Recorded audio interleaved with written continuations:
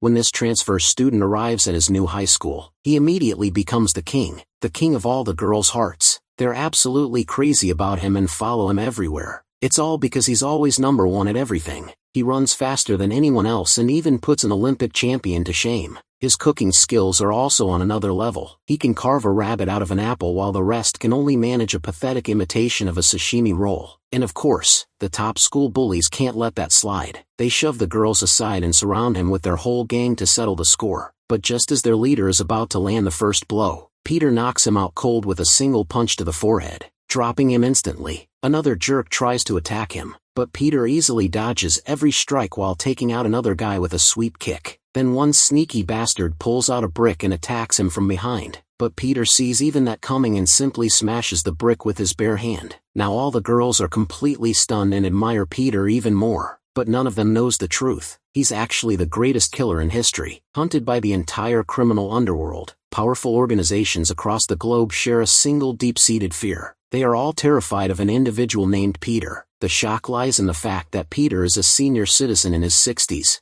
currently battling cancer. In a different location, our hero who's wearing a mask systematically dismantles a group of gang members. If he had just followed the rules, he would have remained history's most legendary killer. Due to his reckless actions, thousands of people are hunting him down. Now all the money he earned over decades of hard work is destined to be lost. Insanely tragic how the very gang he devoted his life to has turned against him. Despite being watched by 1,000 eyes, having thousands of killers trying to chase him down, Peter is still alive and kicking. As he removes his mask, we finally get to know the secret to his survival. Our hero has reverted back to his younger self. 3 months earlier, an elderly Peter tends to a dilapidated library while listening to a phone call. The caller expresses concern that he is missing medical appointments and failing to take his medication. Noting that the protagonist has only 3 months to live, Peter reflects that he is not afraid of death since he has lived a life of constant risk, having served his organization for 50 years without regret. Our boy feels he lived a fulfilling life, though he realizes he never even took a picture of himself. A beautiful young woman enters the library seeking middle school textbooks. Peter welcomes her and explains that he keeps stock ranging from 1960 to modern editions. When she mentions she is buying them for a younger sibling, the protagonist correctly deduces from her uniform and name tag that she is a third-year high school student. Surprised by his knowledge, she asks how he knows so much and he tells her he is familiar with everything in the neighborhood. As he hands her a stack of books, she mentions she cannot afford them. To help her, Peter breaks the covers,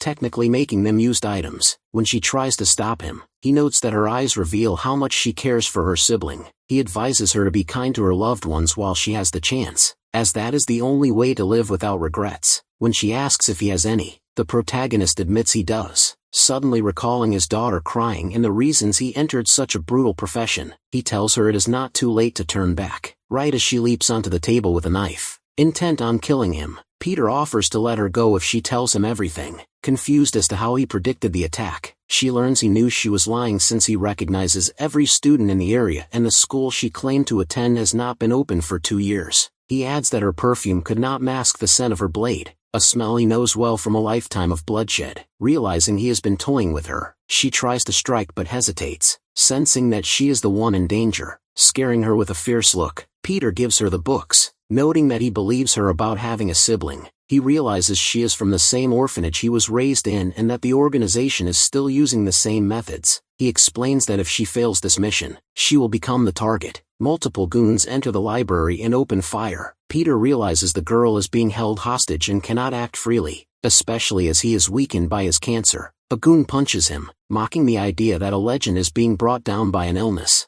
Their leader, codenamed Octaman, explains that his boss is nervous about the protagonist and that a bounty of $7.6 million, the exact amount in Peter's bank account, has been placed on his head. Octaman demands that he fight back as his men attack him relentlessly. Thinking they have knocked him out, the goons are surprised when Peter triggers a flare bomb. He uses the distraction to lure them toward the back door and escape, though he is bleeding badly. The girl watches in confusion as they pursue him. In a children's park, Peter lies dying in the rain, lamenting that he could not fight properly. He reflects on his life, while others live normal milestones. He was killing, wiretapping, acting as a spy in the cold, and surviving battlefields. After the new boss took over, the protagonist was deemed useless due to his cancer and age. He refuses to accept a life that amounts to nothing and dies while thinking of his crying daughter. At the hideout, the goons lament that Peter escaped, though they are motivated by the bounty. Suddenly, a man enters and comments that this is the first photo of him ever taken. The goons realize the man is Peter, yet he appears as a completely different person. He touches his face, realizing he has returned to his younger self. When they threaten him, Peter demands to see Octomon.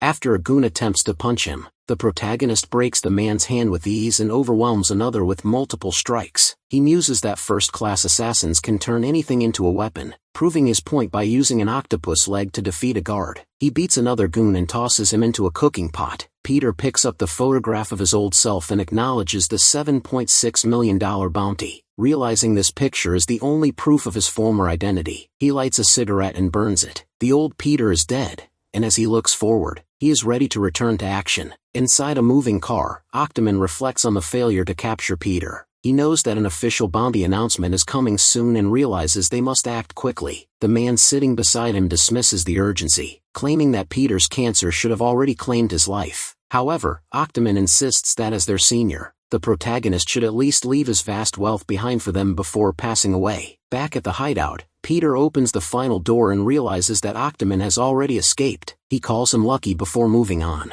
Shortly after, Peter enters a public restroom, where bystanders are stunned by his appearance, mistaking him for a model due to his surprisingly handsome and youthful face. As he looks into the mirror, he confirms that his body has fully reverted to its prime. His gunshot wound is gone, and the chronic pain from his cancer is entirely erased. He realizes this is not a dream, but reality. While the cause of this transformation remains unknown, he quickly concludes that the organization will never be able to recognize him in this new form, making it impossible for them to track the old version of Peter. His immediate concern shifts to finding clothes that fit his new frame. While in the restroom, Peter overhears two men discussing a massive advertising deal worth $80 million. One man reveals he exploited a young person by paying a pittance, even as the boy's mother lies on the brink of death without medical care. The CEO shows no remorse, instead boasting about using the money to buy luxury items like Louis Vuitton and Rolex to maintain the image of a successful executive. He believes these outward appearances are enough to manipulate young people into signing contracts blindly. Peter confronts them for smoking in a restricted area, but they respond with arrogance and aggression, striking him because they assume he is nothing more than a reckless youth. Although Peter initially walks away, he returns moments later after closing the door. Having decided to handle the situation quickly, he effortlessly incapacitates one man with a single blow and disarms the other. He demonstrates superior combat awareness by pointing out flaws in how the knife is handled before overpowering the second man with ease. Having left both men defeated and terrified, he makes it clear through his presence alone that he is far beyond their comprehension, and he warns them to abandon their illegal activities. Afterward, Peter spends his remaining money on proper clothing. He reflects bitterly on how the organization he devoted his entire life to has turned against him, despite his only request being that they leave his money untouched. As he steps outside, he recalls his origins in a small church orphanage that, over the course of 50 years, evolved into the Glory Club,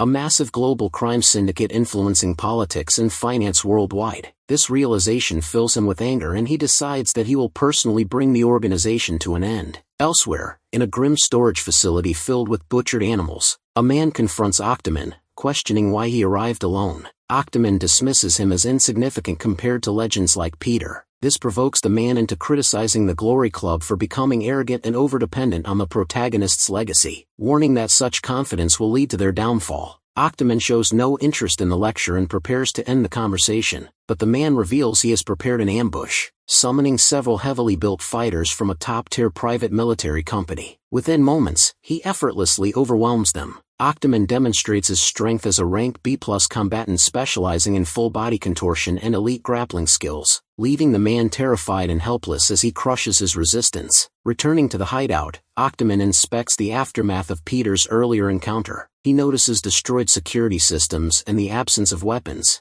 leading him to conclude that the protagonist himself was responsible. He struggles to understand how the old man not only survived, but returned with enough strength to dismantle his forces. Upon discovering that one of his key subordinates has been killed, his urgency intensifies. He reminds the girl present that the bounty on Peter will soon be announced and orders her to report anything related to him immediately. Although she remembers how the protagonist once spared her life, she ultimately submits to the command of her boss. Soon after, an unexpected visitor casually enters the base of Octomon and sits down as if he belongs there. The butler questions how the intruder managed to get inside, but it is revealed that the visitor came unannounced with a personal matter to settle regarding a debt tied to the massive bounty on the head of the protagonist. This immediately puts Octomon on alert. He orders the area secured and begins analyzing the situation. He is unable to identify the young man or link him to any known faction within the Glory Club, leading him to speculate whether this individual could be an associate, an apprentice, or a hidden connection to Peter, despite knowing that the protagonist has always worked alone. Although he offers the intruder a chance to leave in exchange for information, he remains unaware of the truth standing right in front of him. The young man calmly rejects all options and presents his own,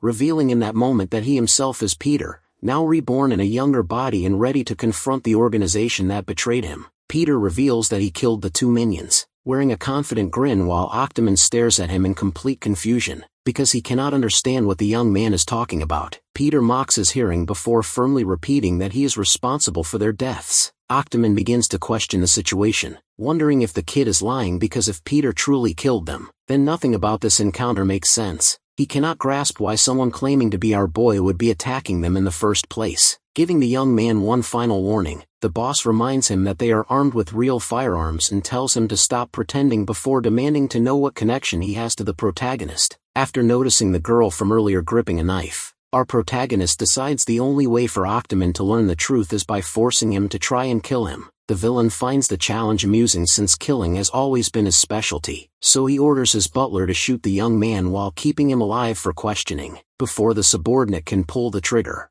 Peter flicks a chopstick through the man's neck with incredible precision, striking a fatal point and dropping him instantly. The girl is left speechless after witnessing such a flawless attack, realizing that although our boy appears to be around her age, nobody within the Glory Club possesses skills anywhere close to his level. She has never encountered anyone this talented anywhere in the world. Octomon admits the trick was impressive and wonders which organization the young man belongs to, as someone with such ability should not remain unknown. He offers Peter a place within his organization, but the offer is merely a distraction as he pulls out a gun and begins firing. Peter reacts instantly by diving behind a nearby table. The boss smiles, believing the young man's lack of experience is showing. He assumes the kid thinks a wooden table can stop real bullets and sees a perfect opportunity to pressure him into revealing everything he knows about our boy. He even considers recruiting him, as such a talented killer would be more useful alive than dead. As he prepares to continue shooting, Octomon notices that nobody is hiding behind the table. The liquid splattered across it is not blood, but chili oil. He searches the room, yet Peter is nowhere to be found, as if he has disappeared like a ghost. Looking upward, the villain spots the protagonist hanging from a ceiling railing. Before he can react, Peter spits spicy oil directly into his eyes, blinding him, and knocks the gun from his hand. Our boy's speed is so overwhelming that the guy cannot perceive the attacks before his neck is effortlessly snapped, sending him crashing to the floor. As he struggles to understand what happened, Octomon realizes he has never encountered anyone this terrifying, especially someone so young. His thoughts drift back to his childhood when his ruthless teacher taught him that every fighter must develop a final trump card because an enemy stronger than himself would eventually appear. The only way to overcome such an opponent would be to wait patiently until they lowered their guard before disrupting their momentum. Motivated by those teachings, the boss created a unique combat technique and became increasingly dangerous under his mentor's brutal guidance. Above all, the master warned him that the most dangerous mistake a fighter could make was turning his back on an enemy while believing the battle was already won. After mastering that technique as a child, Octomon was convinced he would never be defeated. Returning to the present, he opens his eyes, grabs Peter's leg, and wraps his body around him to choke him to death, reminding himself that he has survived in this profession for decades. Certain that the protagonist could never comprehend the battles he has endured, he prepares to finish the fight. However, Peter effortlessly escapes his grip and begins overwhelming him with relentless attacks. Confused, the villain notices something is wrong and looks down to discover he is not holding our boy, but the lifeless body of his own butler. His vision had been so impaired by the oil that he failed to distinguish the two. At that moment, Octomon accepts that after decades as a killer, he recognizes when death is inevitable. He concludes this mysterious young man may rival the 12 apostles or even surpass them. Desperate to survive, Octomon attempts to negotiate by grabbing the girl and offering her to Peter, treating her like a business transaction despite her resistance. The protagonist appears to accept, allowing the villain to believe he has escaped. Relieved, the boss hands over the girl and begins leaving the hideout, planning to uncover our boy's identity to take revenge later. Just as he turns his back, Peter calmly reminds him of the final lesson his teacher once taught him. Octomon freezes as the protagonist explains that the moment someone shows their back to an enemy while believing victory is secured is the exact moment they become as good as dead. Hearing those words, the guy realizes the terrifying truth that the teacher who trained him all those years ago was Peter himself. Before he can react, the protagonist reminds him that nobody who has seen the real Peter has lived to tell the story, then launches forward to kill the villain in a single strike. Elsewhere on a rooftop, a subordinate confirms Octomon is dead and reports that every security camera in the hideout was destroyed, leaving investigators with no clues. Nearby, a man balancing in a one-handed handstand struggles to understand how an old man who had been shot could recover in a day and eliminate 4 killers without leaving evidence. Landing on his feet, he notes that Peter now carries a bounty of $7.6 million, making him an SSS-ranked target. He orders every assassin in the Glory Club to receive the updated information as the organization will now begin hunting him. Throughout the city, pedestrians stare at a digital billboard displaying the bounty. The protagonist notices the announcement and realizes the organization has gone to great lengths to advertise the reward. Spotting members of the Glory Club collecting donations nearby, he concludes they will not need to search for him because he fully intends to find them first. Filled with determination, Peter sets his sights on destroying the Glory Club for good. Peter quickly realizes that taking down Glory Club alone is impossible. Because of this, he thinks of one specific person he already has in mind, a girl. Though he is still not entirely sure if he wants to work with her, he moves through a large men's washroom that looks more like a demolished junkyard. Noting that more and more people seem to appear every time he returns, he searches around, muttering that the location sits somewhere between organ stealing and a hot, steamy night. Finally, he finds a door and opens it, revealing a basement with a long set of stairs leading downward. Looking around, our boy notes that the place is flashy as usual, with plenty of money spent to spice up the environment. Because everyone down there is blind, however, they cannot appreciate any of the expensive decorations or luxurious surroundings. Jaiwan points out that it has been quiet lately, but adds that she is handling some corpse cleanup today. In her mind, she figures our protagonist is a young man with no smell of alcohol on him, meaning he is not one of the outside villains, but she also knows he cannot be a simple petty thief. That is because she can smell the distinct scent of a killer's blood coming from him. Realizing the danger, she abruptly asks if Glory sent him and immediately attacks with a stick, pushing him backward. Calling him a little rat, she notes that he is pretty quick and warns him to watch his step before throwing the stick right at him. Our hero thinks about the expensive workplace and wonders what is going on.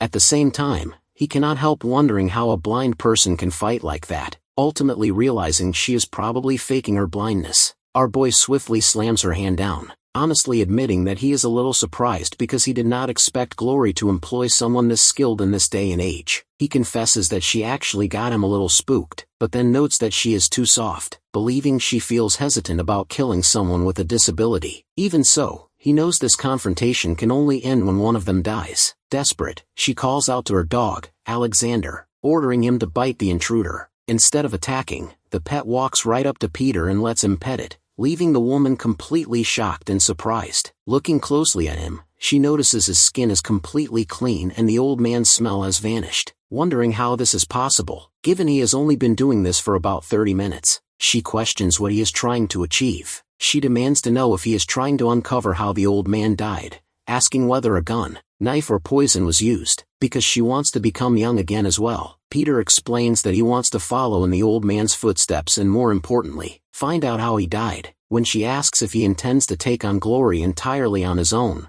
our protagonist confirms that is exactly his plan. He explains that he intends to enter the Eye of the Storm because Glory is desperate to kill him. The only way to create chaos inside the organization is to become a brand new killer for Glory Club. Shocked by the bold strategy, she calls his plan complete nonsense. Our hero already knows she will say this, but she soon realizes that because Peter is young again, no one will recognize him. If he infiltrates Glory's ranks as a killer in this condition, the entire organization will unknowingly plot his destruction right in front of him. Admitting that his way of thinking sometimes scares her, she warns him that the plan will not work. As someone senior to him, she reminds our protagonist that becoming a killer for Glory Club requires originating from Yongwang Orphanage. Since the old Peter may have belonged there, the new Peter is nothing more than a stranger, meaning he lacks the qualifications to become one of Glory's killers. Realizing there must be another way, our boy shifts his focus elsewhere. The scene moves to a massive school building named Xinyangwang High School, where students react with excitement as a new transfer student arrives. The girls are immediately surprised by his attractive appearance, wondering if he has really transferred to Xinyangwang High School after learning his name is Sun-gu Kim. Amazed by his glowing look, they remark that even his name sounds manly. Another student calls out, telling everyone to head to the assembly hall, and Peter follows along. Our protagonist notices that Xinyangwang High School is far from ordinary. Founded by the Glory Foundation, it poses as a normal high school from the outside, with girls even teasingly asking our boy what type of girls he likes, though one quickly clarifies she is not asking out of personal interest. When Peter spots a teacher, he tells her to control herself because he is a student and she is an instructor. In reality, the true purpose of the school is to secretly operate an intensive killer course, which Peter realizes is his only pathway to becoming a killer for Glory Club.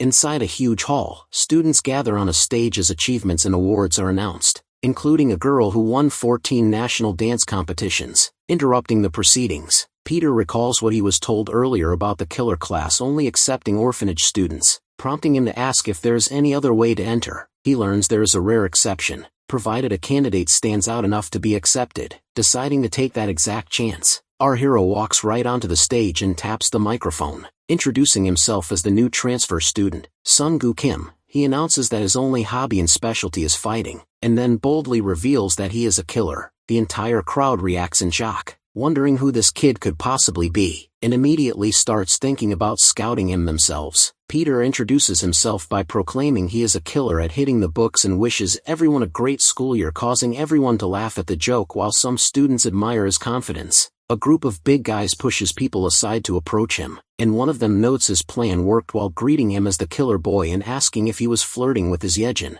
Peter expresses confusion, leading the bully to explain that this creates a perfect scene, and introducing himself as Isol Jang, who has been faithful to his girlfriend for 22 days as Shin Yongwang's most dramatic lovebirds before accusing the protagonist of stealing her. A girl echoes he stole her man, and Isol promises the new student will pay, though Peter points out they just met. The guy throws a punch that made him dominate the Mapo district, but it misses for the first time, and our hero lands a hard punch to his head, thinking he could feel it coming as the delinquent falls and apologizes for failing to protect Yejin. A teacher rushes over, scolds Peter for fighting on school grounds, and demands to know where his father is, to which our boy replies his father is probably dead, prompting an apology and an instruction to follow him. The educator scolds the delinquents, while Isol struggles and insists on fighting the protagonist. Despite others noting no one is holding him back, spectators discuss whether to look into Peter, call him interesting, or suggest killing him as the teacher orders the protagonist to walk faster, and our boy notes they are walking at the same pace. Female students call the transfer student dreamy and attractive despite being a little cringe. Yuna is at the school, gets surprised upon seeing young Peter, and realizes he is infiltrating the institution, sitting near a bench and flowers where the protagonist approaches and asks to sit. Yuna asks what he is doing there, and Peter claims he escaped people wanting his attention before asking what she is doing, though she questions if his plate is full and he tells her to shut up.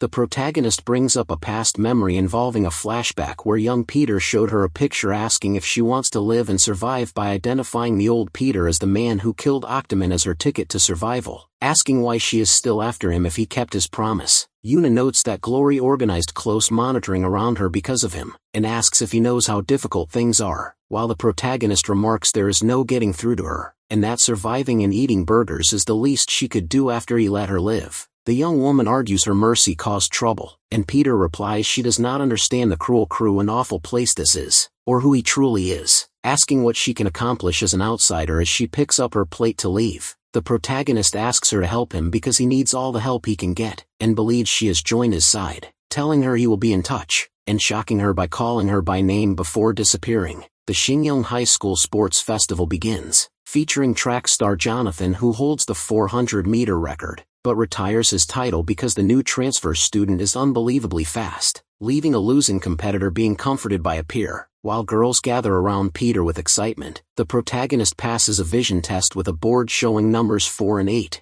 revealing 20/20 vision that shocks onlookers who wonder if he is an alien. During an advanced fruit cutting class, a kitchen scene unfolds where the instructor announces the lesson. Someone remarks our boy was raised like royalty, and the teacher warns everyone to be careful with knives. Peter does his best and carves a rabbit-shaped fruit sculpture, leaving everyone and the teacher shocked. Boys bully Mr. Lee by refusing to clean up and mocking him as weak, stating he can only throw tantrums or give detention, and threatening to frame him for child abuse to revoke his teaching license if he threatens their family. When the teacher calls it an infringement of educational rights, one bully punches him down, tells him to shut his mouth, and threatens demerits and lawsuits unless he minds his business, while suggesting uploading a video to TikTok for views. Peter arrives, identifies himself as the new transfer student and killer boy, and asks if they insulted their teacher, prompting them to mock his killer title and ask what he will do. When the protagonist refuses to leave and faces an incoming punch from a student who warns him of pain, Peter dodges every strike, punches the attacker down,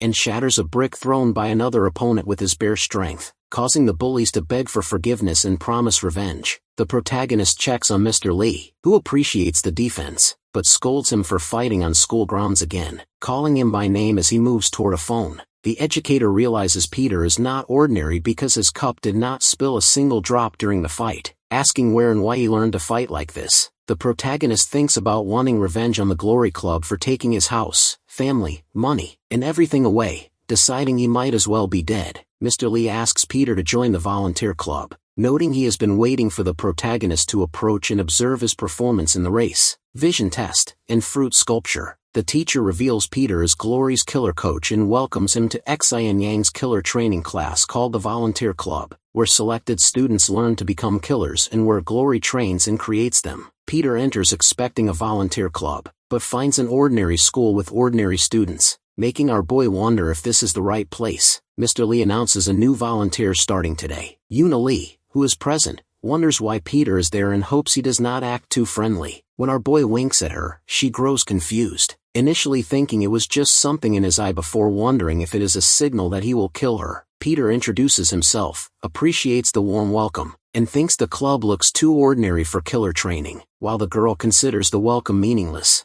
Other students discuss the new arrival, noting the club usually only takes people from Yongwang Orphanage and complaining about a nepotism entry. Biggie Dako, whose specialty is high-speed movement, and Junior Dako, whose specialty is superhuman strength and grappling, are introduced as students from Yongwang Orphanage. The protagonist wonders how this makes sense, given he is also from Yongwang Orphanage from the beginning. Mr. Lee suggests a quick welcome ceremony, and the students prepare by thinking about barbecue and calling Peter over like a little piggy. Our boy realizes Glory training remains intense. The brothers approach the protagonist to welcome him first, but Yuna tells them to stop, thinking Peter could end them instantly. The protagonist pushes the siblings away, telling them to get out of his way unless they want to get crushed, prompting the girl to think she tried to save them. The brothers approach again, asking about his experience fighting delinquents from neighborhood training. Peter says he fought a few times, while remembering he actually fought about 1,500 times. The boys tell him to get ready for his last fight as they move toward him, stating the place is not for ordinary delinquents,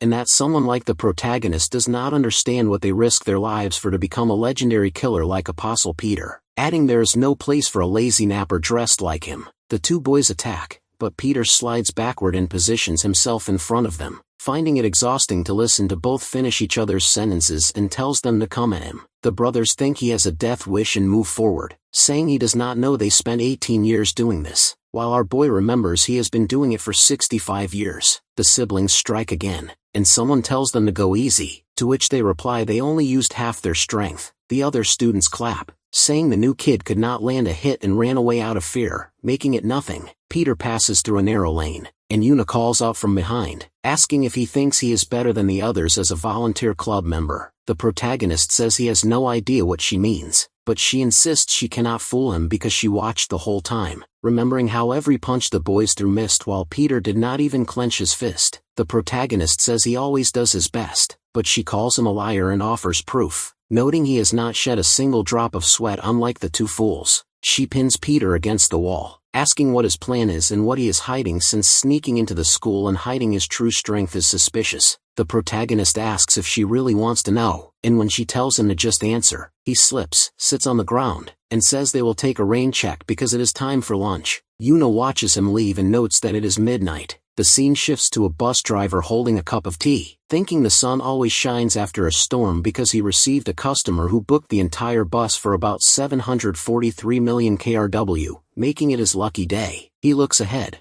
grows confused, seeing only one passenger standing there instead of a large tour group, and asks where the rest of the party is. The passenger folds he is alone with quite a bit of luggage. The man understands and starts loading several suitcases. Feeling disappointed that his lucky day involves so much luggage, the passenger reaches behind a bag, asks the driver to guess what is inside, but he does not understand. The bus drives down the road, and the driver thinks in the rear-view mirror that he never agreed to play the game while the passenger relaxes in his seat. The man keeps thinking about the luggage, grows convinced, and notices one suitcase moves. The scene shifts back to the volunteer club, where Mr. Lee tells everyone they received a new commission from their client, Mr. Eun Chang Choi, chairman of Deja Group and a major sponsor of Glory. The instructor explains the squad that successfully completes the commission will be personally recommended by the chairman to immediately become official killers. Peter and Yuna realize the time has come. Mr. Lee states the mission is to rescue the son of the chairman from a recent series of teen kidnappings.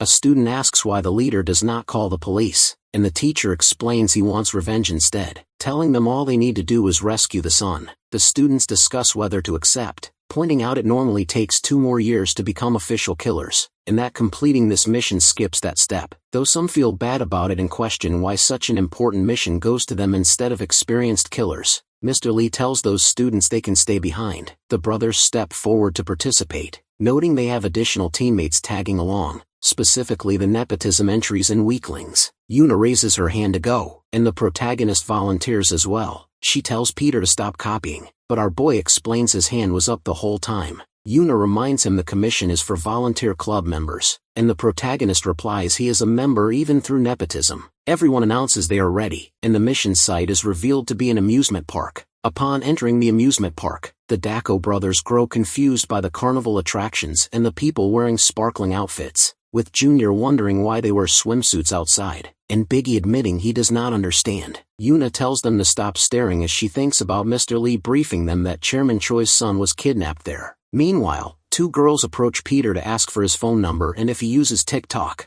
leaving our boy confused by the sudden attention. Yuna recalls their lack of information beyond the chairman's son being last seen at the massive amusement park without a known location or confirmation that he is still alive, though Peter looks unusually confident as if he has a plan. When the protagonist suggests they head somewhere first, an employee standing before an attraction apologizes that they need a reservation to ride and asks them to move aside, confusing the siblings who wonder who makes roller coaster reservations and say they lack time for that, while the worker offers to direct them to customer service, and nearby visitors remark that they must be newcomers who can simply use the app. Yuna takes out her phone for the protagonist and the brothers to see, discovering that today's reservations for the boat ride and haunted house are unavailable, prompting one of them to question why she wants rides during a mission before the group rides a carousel, excitedly enjoying the horses, followed by a roller coaster and other attractions. Meanwhile, Peter and Yuna stop at a shooting game where the shopkeeper secretly plans to take their money with a rigged game he decides to ease because they look like good kids, while she admits she has never used a toy gun.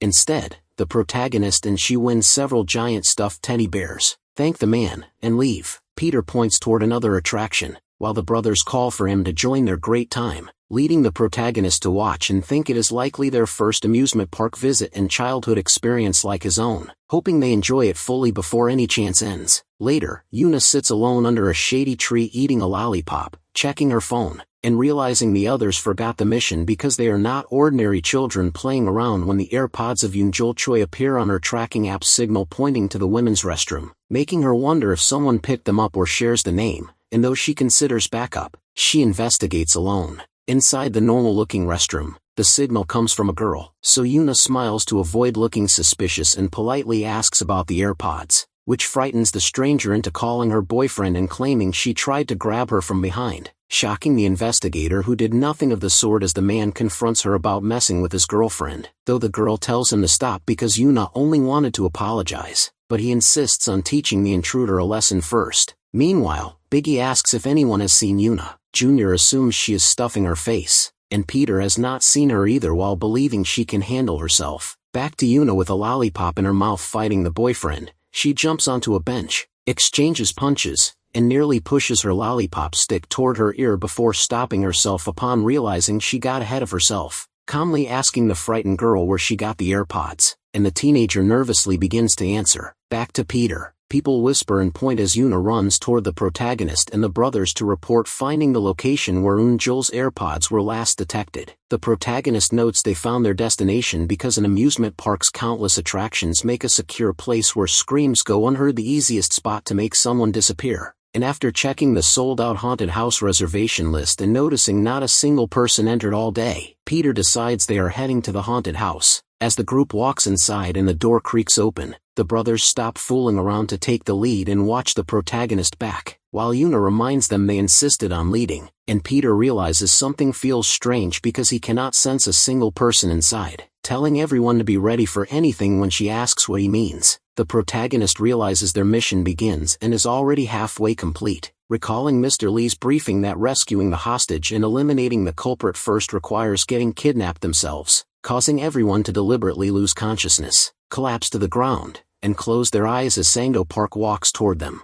Back with Mr. Lee, a rushing student urgently asks where the kids are, and the mentor immediately realizes something is wrong, orders the student to contact them, and when calls go unanswered, explains that the mission is not simple because they are dealing with the villain. The shocked student learns from Mr. Lee that Sangdo Park was once talented enough to be one of Glory's killers before Glory failed to control and expelled him, and though the caller insists their classmates are capable from training, the mentor states the student does not understand the kidnapper's capabilities near nearby suitcases where Peter, Yuna, and the others lie unconscious beside Sangdo Park. The mysterious man who previously rented the entire bus, who explains he used chloroform to knock them out and notes that, unlike in movies, people inhaling chloroform pass out with wide open mouths, cutting back to the student looking in shock at Mr. Lee and demanding they stop the criminal immediately. The mentor places his prosthetic leg on the table as the student insists there is no time to waste in saving the students, suddenly realizing Sangdo Park has already captured them and fearing he will cut off their legs as well. Yuna slowly opens her eyes and realizes that Sangdo has already caught them. As she vibrates with an incoming call from Mr. Lee, the kidnapper picks it up and answers. Mr. Lee warns him that if he touches his students, he will make him pay. The man mocks the teacher, noting that it has been a long time since they last met. He asks if that is really how a senior should speak to a junior and taunts him,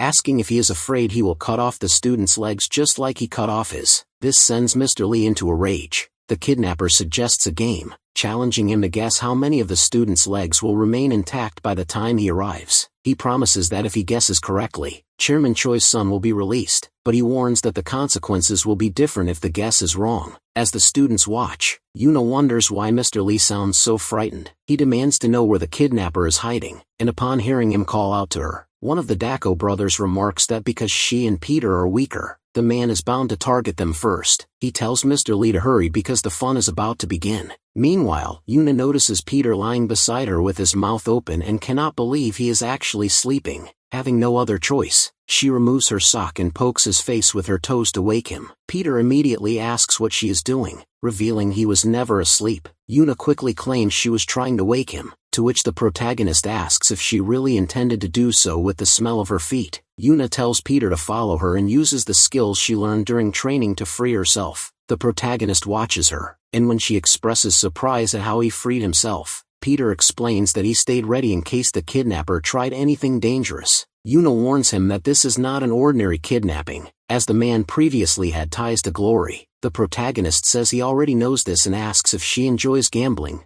leaving her confused. By then, Yuna's restraints are undone, and she and Peter move forward just as the Dako brothers arrive. One of the brothers tells the kidnapper that he has a lot of guts for an office worker and warns him to give up if he does not want to die, as they have a mission to complete and want to finish things quickly. When they demand to know the location of Chairman Choi's son, the man praises their confidence and proposes a new game. He tells them that if they win, he will do whatever they ask and release the chairman's son, but if they lose, each of them must forfeit a leg. Mr. Lee, driving toward the amusement park as fast as he can, desperately hopes they do not accept the challenge. The Dako brothers admit they initially underestimated the kidnapper, but now realize he has a dangerous side. They confidently declare he will never walk again, tear off their shirts, and prepare to fight. The man throws knives toward them, insisting that games are only fun when they are fair. The brothers warn him that he will regret it because they are highly skilled with blades. As the fight begins, Biggie finds it easier than expected. Noticing they are using the same type of knives, he believes the man is slower and that the advantage will shift to him as the fight continues. However, he suddenly feels something is strange. He realizes the knife he is holding has no sharp edge. The kidnapper responds with a creepy smile, saying the blade does not need to be sharp. Peter and Yuna arrive and call out to Biggie and Junior to offer help, but the brothers tell them to stand back, insisting that if they cannot win,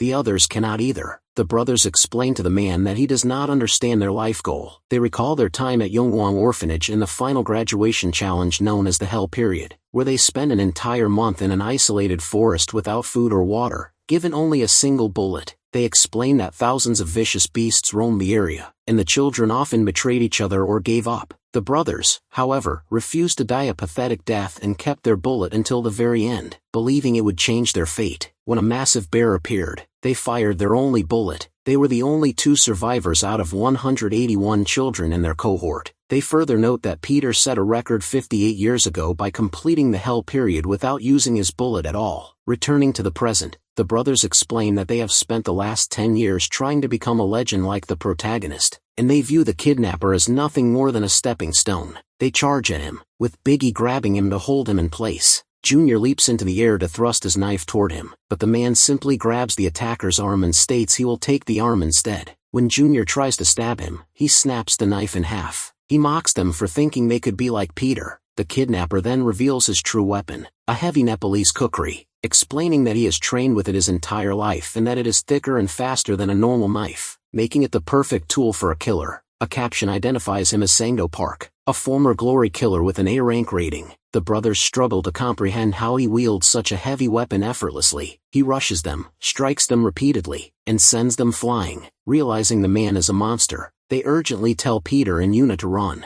The kidnapper tells Yuna to calm down, noting that since they are just kids, he has not killed them yet. Though he insists on finishing their game, he raises his kukri to cut off their legs. As Mr. Lee continues driving and pleads for him to stop, Yuna shouts in horror, realizing he intends to go through with the mutilation. The man gives Peter and Yuna a creepy smile and suggests they play a game. Peter tells him to double the stakes, offering both of his legs, one arm, or even his head. Impressed by the protagonist's resolve, the kidnapper agrees. He throws a knife toward Peter to ensure the game is fair. When Yuna warns him that he cannot fight with that sword, the protagonist points to a large plate and declares that it is all he needs. Sangdo laughs and mocks Peter, claiming the metal tray is a pathetic choice for defense and joking that the sight of it nearly makes him cry from laughter. Despite this, he warns our protagonist that he will not go easy on him just because he is young. The attacker charges forward with his kukri, launching a series of stabs at Peter. Our protagonist deflects the strikes by using the tray as a shield. He sarcastically praises Peter's creativity, assuming the tray is nothing more than a defensive tool. He challenges the protagonist to guess how many slashes the tray can withstand, confidently believing that a single strike will be enough to shatter it. Meanwhile, Mr. Lee continues driving toward the amusement park while wondering about the situation unfolding. He is determined not to let history repeat itself or allow the killer to take everything away from him again. He recalls a past moment in a casino where Sangdo calmly told a young woman not to be nervous, as such situations were routine for him. Since they had come that far, he suggested playing a game to decide who would leave alive and advised the dealer to bet on him if she wanted to be smart. During that same memory, several glory killers surrounded Sangdo and informed him that his repeated incidents had placed the organization in an awkward position. They told him he had been terminated to satisfy outside forces and that only veteran killers ranked B or higher were permitted to remain.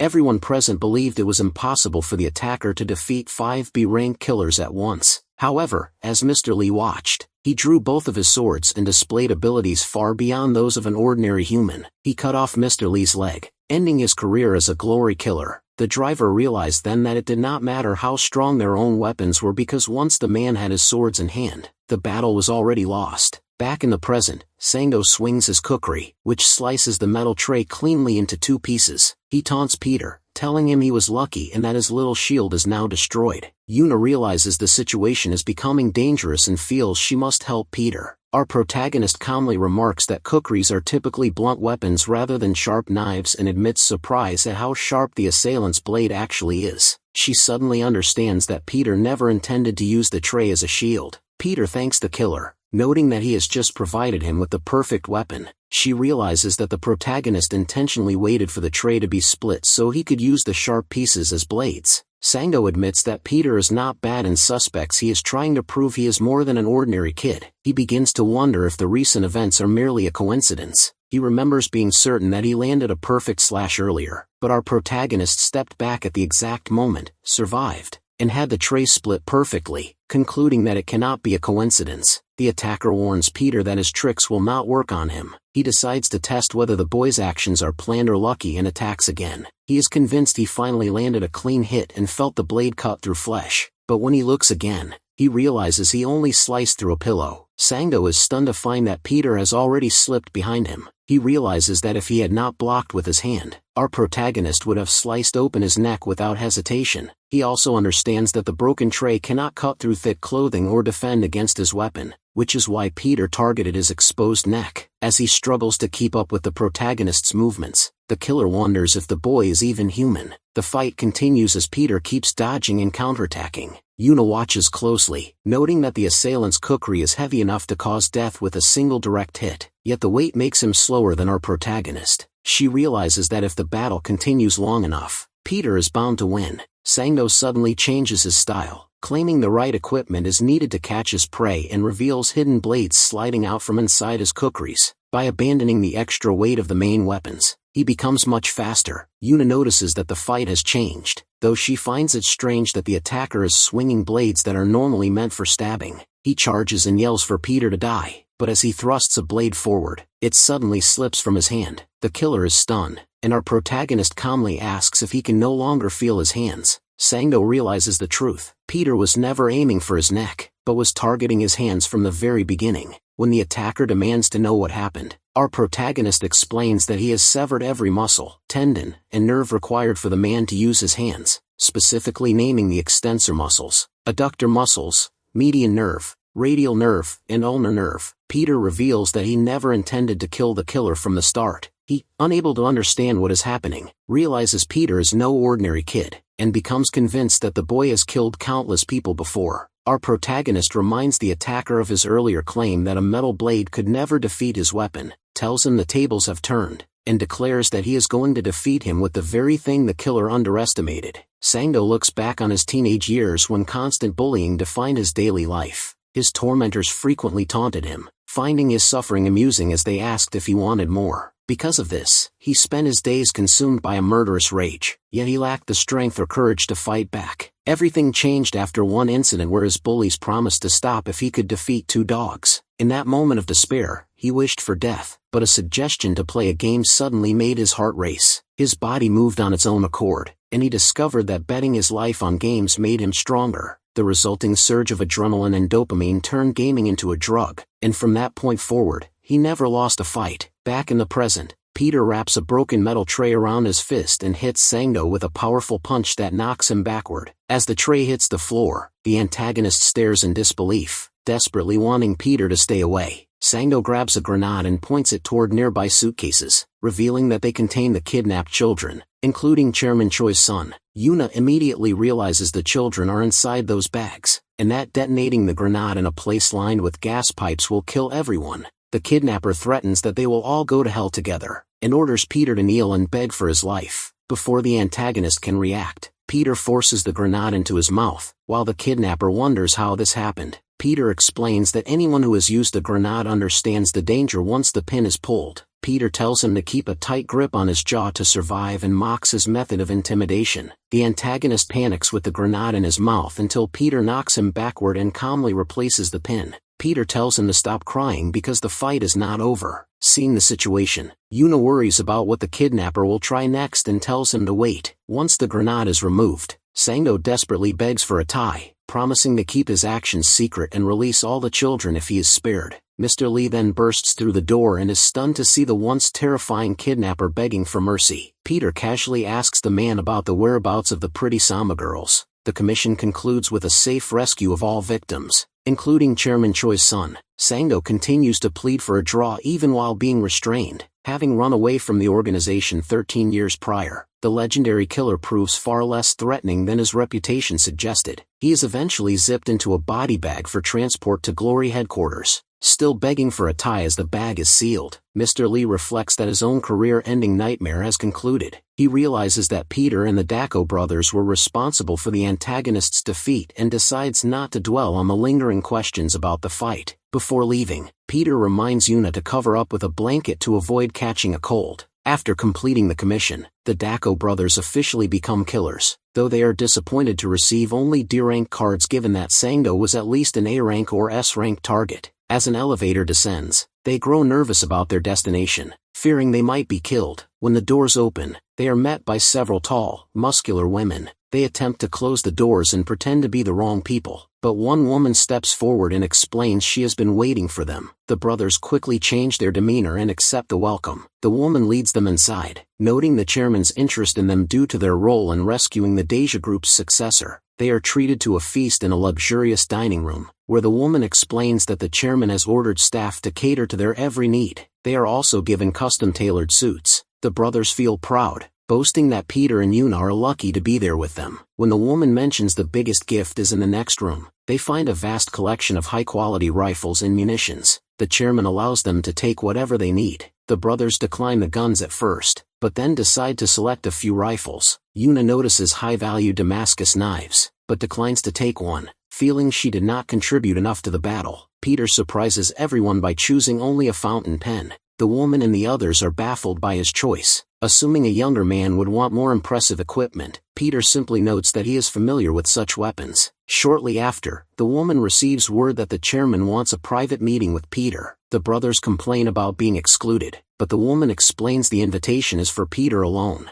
In the elevator, the woman compliments the choice of the pen. Peter explains it is a model he knows well, and she notes it was a limited edition from 40 years ago. When Peter mentions it was handed down by his grandfather, she finds it strange, since he did not grow up in the orphanage. She cannot answer Peter's question regarding why the chairman wants to see him. Upon arrival, the woman escorts Peter into the chairman's office and leaves him alone with Yun Choi, the head of the Daya group. The chairman welcomes Peter warmly and asks about his meal and his suit. When Peter asks why he was invited, the chairman insists he has no hidden motives and notes that he understands why Peter is being cautious. The chairman then reveals that he knows exactly who Peter is. Peter feels a touch of surprise when the chairman asks if he recognizes the name. The chairman then drifts into a memory from December 24, 1978 at Namsan Mountain. Inside a cabin, a man is bound to a chair while being tortured by two assailants. They repeatedly insist there is only one way to ensure the survival of the kidnapped child, demanding that Korea surrender its jointly developed missiles to the Soviet Union. They threaten that the son of the Daya Group chairman will be killed if these demands go unmet. Elsewhere, the chairman is urged to stay composed. He is told that the president has already reached out to the United States, and that elite special forces units, including Delta Force, are en route to Moscow to rescue his son. A sense of false security is shattered when a sniper on a passing train downs their helicopter, and word arrives that the Delta Force team has been wiped out. When someone asks if the chairman is truly speaking of that place, he confirms it. The scene shifts to Yonggwang Cathedral, where the chairman bangs on the door, desperate for the father to answer. He explains that his son, Yun Chang, has been taken by the Soviet Union. He offers the Daya Group's total support for a century if the church will help, begging him to send the strongest of the 12 apostles. The father initially acts oblivious, but the chairman persists in his plea. He calmly states that there is no need for alarm because everything follows the Lord's plan, and he asks those present to pray. The chairman is stunned that prayer is the response to such a crisis. When someone notes that the first 3 special forces teams have been annihilated, the father simply explains that the apostle he is sending is capable of finishing the job alone. Peter boards the train, introduced as the most powerful of all the apostles. The men on the train are shocked, questioning how he arrived and if he is truly alone. He confirms he is, and moments later, he shoots one man in the head. He moves through the train carriages, disposing of every enemy with precise shots, having brought exactly enough bullets for the task. In the next carriage, a Russian kidnapper holds a teenage Yun Chang at gunpoint. He warns Peter to drop his weapon or the boy will die. The kidnapper mentions that he has heard stories of Peter, the monster who works alone and is always the last one standing. Though he expected someone older, Peter slowly raises his hands, and when Yun-chan realizes he speaks Korean,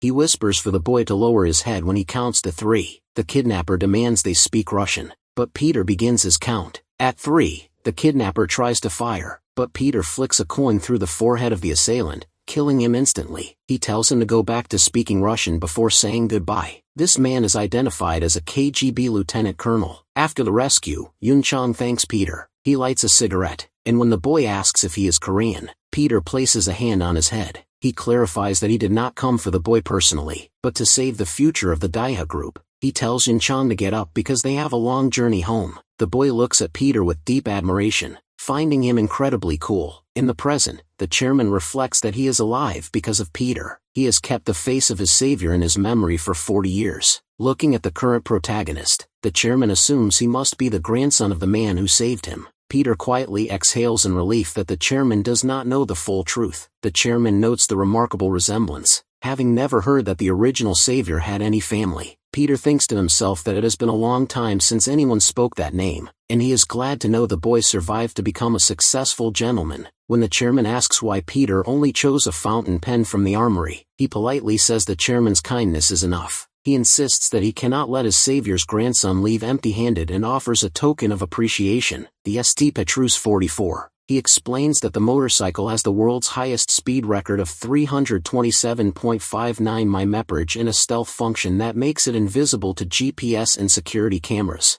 Yuna says Peter does not need such a thing, and the Doko brothers wonder why there is so much commotion over it. Junior tells Biggie to stop acting like a child. The brothers approach the woman to see if they can trade their weapons for the bike, but she refuses. Peter hands Yuna a helmet and tells her to get on. She complies, leaving the complaining brothers behind. Their coach calls, asking if they are enjoying themselves and informing them that the senior members of Glory want a meeting. The brothers are surprised by the idea of a gathering of killers, but the coach explains that their special hiring is the first in 4 years, so the seniors are curious. He tells them to show everyone what they can do. The brothers ride off on a one-wheel vehicle, determined to make the seniors regret challenging them. Yuna tells Peter to go faster so they do not fall behind, and our boy agrees, as he wants to distance himself from them anyway. Mr. Lee tells them to arrive and announce that the people everyone wished for have finally come. The group reaches the Glory Club Gangzhou branch, the Hapjeong Cathedral. The brothers comment on the difficulty of being celebrities in a killer club, assuming their S-rank status makes them the center of attention. Peter asks Yuna if she is ready, feeling a mix of hope and concern as he sees the others acting too excited. Inside, people sit in prayer. Glory killers receive their assignments, known as revolutions, based on their rank. After praying for a safe journey, they are handed their mission and a rank badge. Yuna and Peter watch this process. Biggie tells Junior that their assignment is likely a promotion mission to reach S rank, but when they read the paper, it only says, "Fight, fight." They are confused, and a bystander notes that newcomers usually do not receive missions. Biggie tries to act confident, but the father interrupts, calling them newcomers. He explains that they do offer a cup of secret blood to new arrivals. The brothers are impressed by his smile, thinking it is their chance to get on his good side. Instead, the father pours the cup over them, smiles, and welcomes the D-rank deadbeats. Our protagonist greets the group, noting he has been waiting for their arrival. He remarks that many people fail to fear true pain until they experience it themselves, and he assumes these newcomers are no different. As he speaks, the surrounding killers begin to voice their warnings. They declare that rank is the only thing that matters, cautioning the Dako brothers against expecting special treatment just because they are older. They mock the boys for their arrogance as B-rank killers, reminding them that in this world, there are no rules. They label the brothers as pathetic little brats who are completely unaware of their low standing in the hierarchy. In response, Biggie and Junior confidently assert that they were born to reach the top. They tell their rivals to remember that they are the next S-rank apostles. The father finds this level of talkativeness unacceptable for B-rank killers, and declares that playtime is officially over. The other killers are genuinely surprised by the brothers' audacity, wondering if they are truly just kids, given their willingness to challenge a senior. As the father advances toward them, Yuna observes that the boys have grown significantly more confident. She notes that they seem even stronger than during their previous fight with Sangno Park. The father, too, finds the situation strange, wondering where the fearful version of these two has gone. Suddenly, Biggie moves with incredible speed, appearing behind the man and grabbing him. Shocked, the father wonders how the boy managed to close the distance so quickly. Biggie calls out to Junior, who immediately charges forward with both fists. Simultaneously, the brother maneuvers to grab the father's legs from below. Recalling that the boy's dream of becoming like him, the father reflects that he once held that same dream in his youth. He decides it is time for these newcomers to face reality. He raises his cane to block Junior's punch, and reiterates that playtime is over. Yuna realizes they need to intervene. At this moment, Director Jang emerges to ask how it feels to witness real killers in action. It is revealed that the director is a B-rank glory killer specializing in gliding. He achieved this rank by dedicating his entire life to the profession, which for most killers is the ultimate proof of their worth. The organization is structured strictly. There are 336 D-rank killers assigned to target ordinary citizens, 200 C-rank killers handling gangs and violent crime, and 100 B-rank killers who manage internal conflicts. Beyond them, the 36 A-rank killers handle national security assassinations. Once a person enters this world, their life becomes a cycle of weapons and bloodshed. Climbing the hierarchy is an exhausting and painful journey, and even total dedication cannot guarantee an ascent to the S-rank. The 12 S-rank killers, known as the Apostles, are the absolute best in the organization. The scene shifts back to the fight, where Biggie lies on the ground with the father pinning him by the neck. The man asks if the boy wants to know how one becomes an apostle. He prepares to strike, warning that they will be killed and reborn, and that this is the cost of mouthing off to a senior. The father mocks them for being orphans without mothers to cry to. He then turns his attention to Yuna, calling her a mere minion of Octaman and claiming she barely deserves her D rank. He laughs at the idea of her ever becoming a real killer, suggesting that even if she worked tirelessly, she could never earn what Octaman makes. Peter grabs the father's hand, feeling that he has crossed a line. He calmly tells the man not to cross any more boundaries. Surprised by the brat's reaction, the father asks if he is looking for a fight, but Peter denies it. Peter remembers Jaiwan warning him that he cannot attract any unwanted attention. She had questioned how a new D-rank killer like him could have possibly defeated an A-rank opponent like Sangdo Park, and warned that it was only a matter of time before the organization discovered his true nature. She told him to abandon his plans and stop trying to save the kids. Peter knows that if he wants his revenge, he must remain hidden and play the part of a D-rank killer. The father punches Peter in the face, asking if he feels impressive and accusing him of acting tough in front of his girlfriend. Peter accepts the hit and asks the man to let their friends go to the hospital, noting that one has a stab wound and the other is unconscious. He explains that they need immediate treatment. The father warns him against speaking to an officer that way, and Peter apologizes,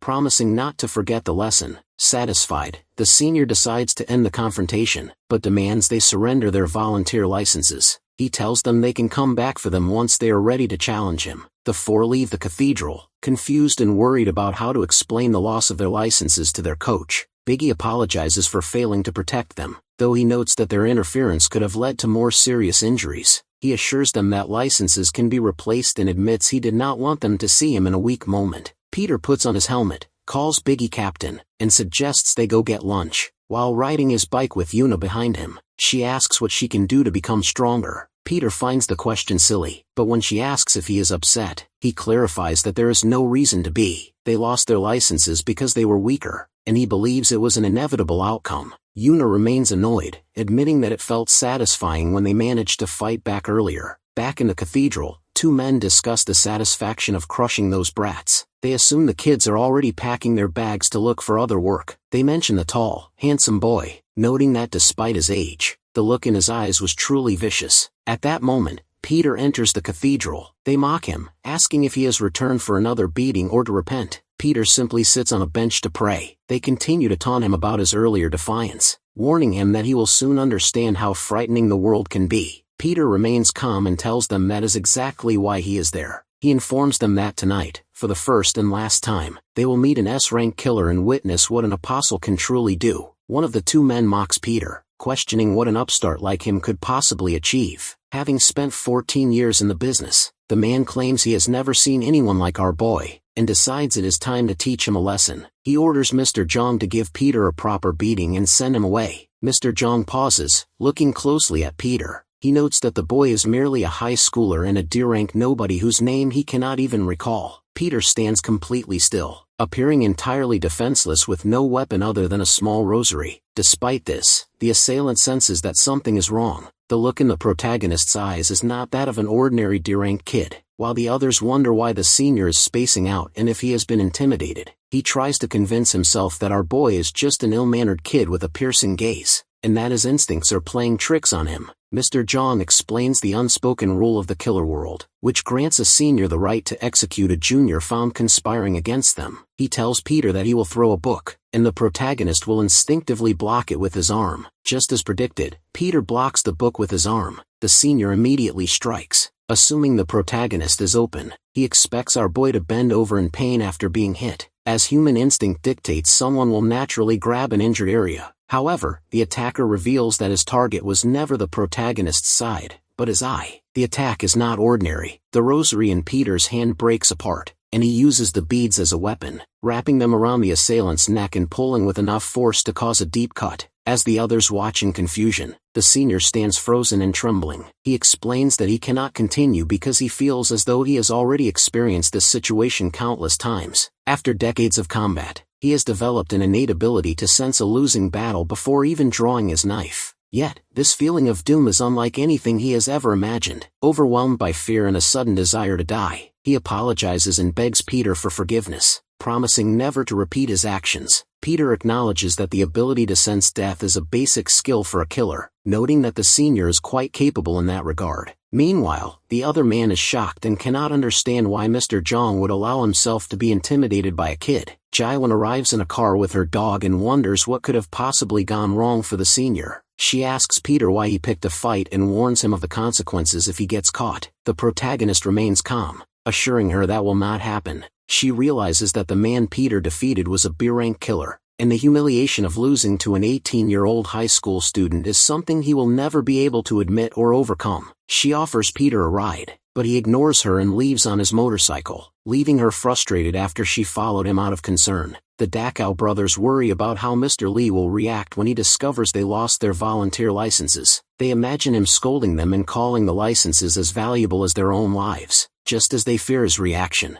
a man approaches and offers to help, telling them the power of Christ compels him to be nice. Surprised, the brothers ask if he is looking for another fight, but the stranger tells them to stop pretending and hands them their licenses. The siblings are shocked and relieved. Biggie thanks him, admitting that he previously thought the man was a jerk. The stranger simply tells them to screw off. As he leaves, he thinks to himself that Peter still gives him goosebumps. While our boy stands nearby looking through a student record book, Peter realizes he needs to return the volunteer license to Yuna, but he cannot find her. Later, Biggie and Junior are asked to show their cards. They refuse to show them to trainees, confidently claiming the actual killers they fought were much stronger. In the training room, Yuna practices alone while recalling the fight between Sangdo Park and Biggie. She remembers being called pathetic and realizes she achieved nothing during the battle. She believes that if she does not become stronger, she will only put her brother, Eugen, in danger. Peter enters and asks why she keeps calling herself pathetic before returning her volunteer license. Yuna insists she does not deserve it. The protagonist asks if her actions are driven by her brother and why she stays in a profession she feels unsuited for. When the girl tells him to stop because he knows nothing about her, Peter admits he knows a few things, including the fact that Eugen is not her biological brother. Shocked, she asks how he knows, and the protagonist asks her what happened between them.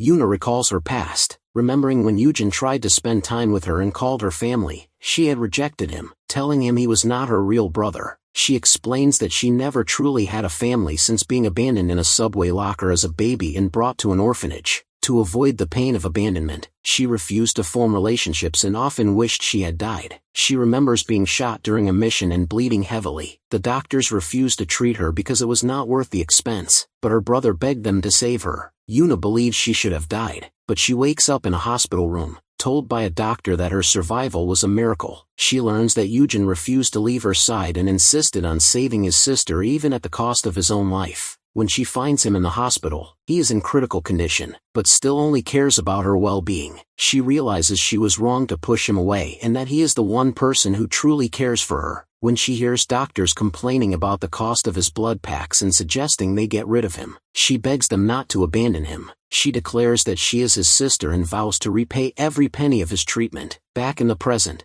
Yuna realizes this was the moment she found a reason to live. She no longer cares about their lack of biological relation and vows to save him. Peter apologizes for being too nosy and prepares to leave, but the girl stops him, recognizing him as the strongest person she has ever met. She asks the protagonist to help her become stronger. Peter questions if this is truly her standard approach to requesting a favor. Yuna feels a surge of embarrassment and tells herself to keep her cool, reminding herself that it was just a slip of the tongue. She tries again, formally asking him to become her teacher. When Peter asks if that is her idea of a serious request, she loses her patience, claiming she does not need a teacher because she has gotten this far on her own. Peter counters by mentioning he has been thinking about her on his way over, which prompts an immediate shift in her tone as she asks if he is finally agreeing to teach her. Though he admits the mere thought of taking her on gives him a headache, she tells him to stop complaining and help her get stronger. Peter begins by listing her flaws: poor physical strength, low stamina, a short temper, and a tendency to get overwhelmed. He notes that she possesses nearly every weakness a killer could have. Offended, she asks if he is calling her a bad person.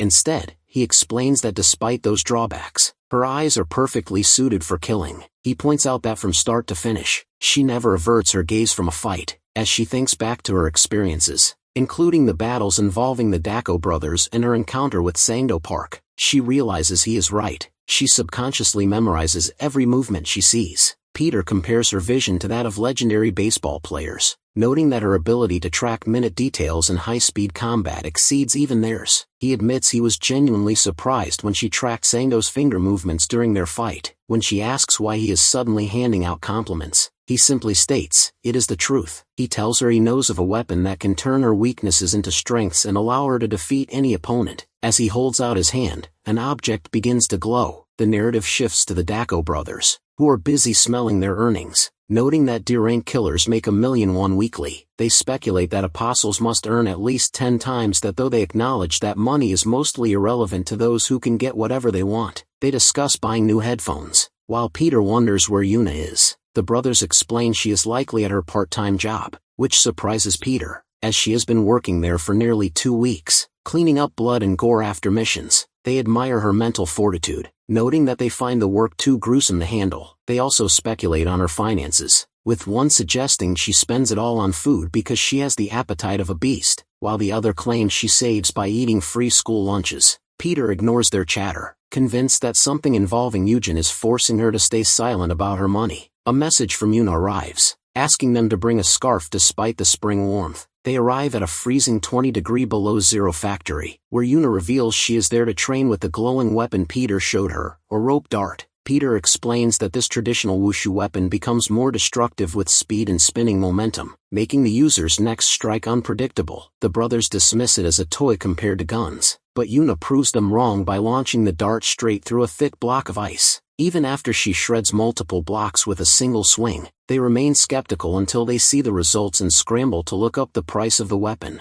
Yuna tells them to whisper if they want to be secretive. The factory owner, Bing-Su Park, approaches and notes that while many killers train here, he has never seen anyone leave a place in such shambles. He mentions that Peter paid $1,000,000 for the ice 3 hours ago, and hands her an ointment for the scars on her hands. As she leaves, Yuna struggles to draft a message to Peter and ends up calling him instead. She awkwardly asks what is on the lunch menu, and he tells her that spicy pork and strawberries are being served. Before hanging up, he congratulates her on finding her true weapon. Back at the factory, the brothers try to practice with the dart, realizing that Yuna's ability to curve her throws comes from raw talent, whereas others would need years of practice. As Peter walks away, he reflects on how she has finally found her strength and notes a special entry in her student records about previous training with a rope dart master. The scene concludes with a battered Sangdo Park standing amidst a sea of defeated killers, shouting that none of the lower-ranked fighters can take him down. A mysterious figure calmly walks toward him, picking up the weapon Sangdo dropped. He suggests they play a game and asks if Sangdo, the killer who almost reached S rank, has what it takes to defeat a real apostle. The former fighter stares in shock, realizing who is standing before him.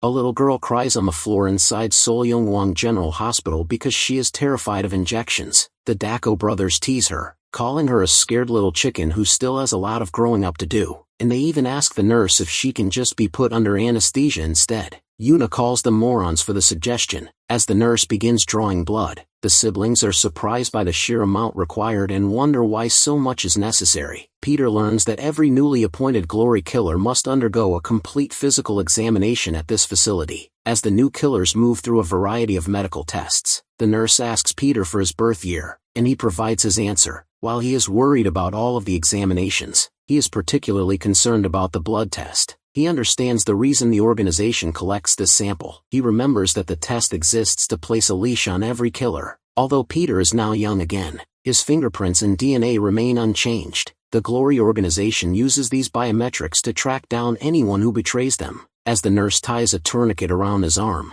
Peter realizes that the DNA in the organization's database will perfectly match his current profile. He concludes that his true identity will be exposed sooner or later. Back at her home, Jaiwin angrily scolds him for willingly showing up to a blood test after already provoking a group of B-rank killers. She sarcastically remarks that he might as well just advertise his true identity as Peter. Surprisingly, the protagonist suggests that advertising himself is not a bad idea. She becomes even more frustrated, telling him she feels like killing him herself, but Peter insists that he already has a plan to avoid exposure. He casually reveals that his strategy is to blow up the hospital. Jaiwin immediately smacks him, telling him to come to his senses. Peter complains about the pain, but she argues that his new youth has gone to his head, asking if he even understands what kind of place the hospital is. Peter acknowledges that it is one of the Glory Club's largest facilities. Solyongwang General Hospital is the largest hospital in Korea operated by the organization. While it appears ordinary from the outside, it secretly serves killers by disposing of bodies, concealing assassinations as medical accidents,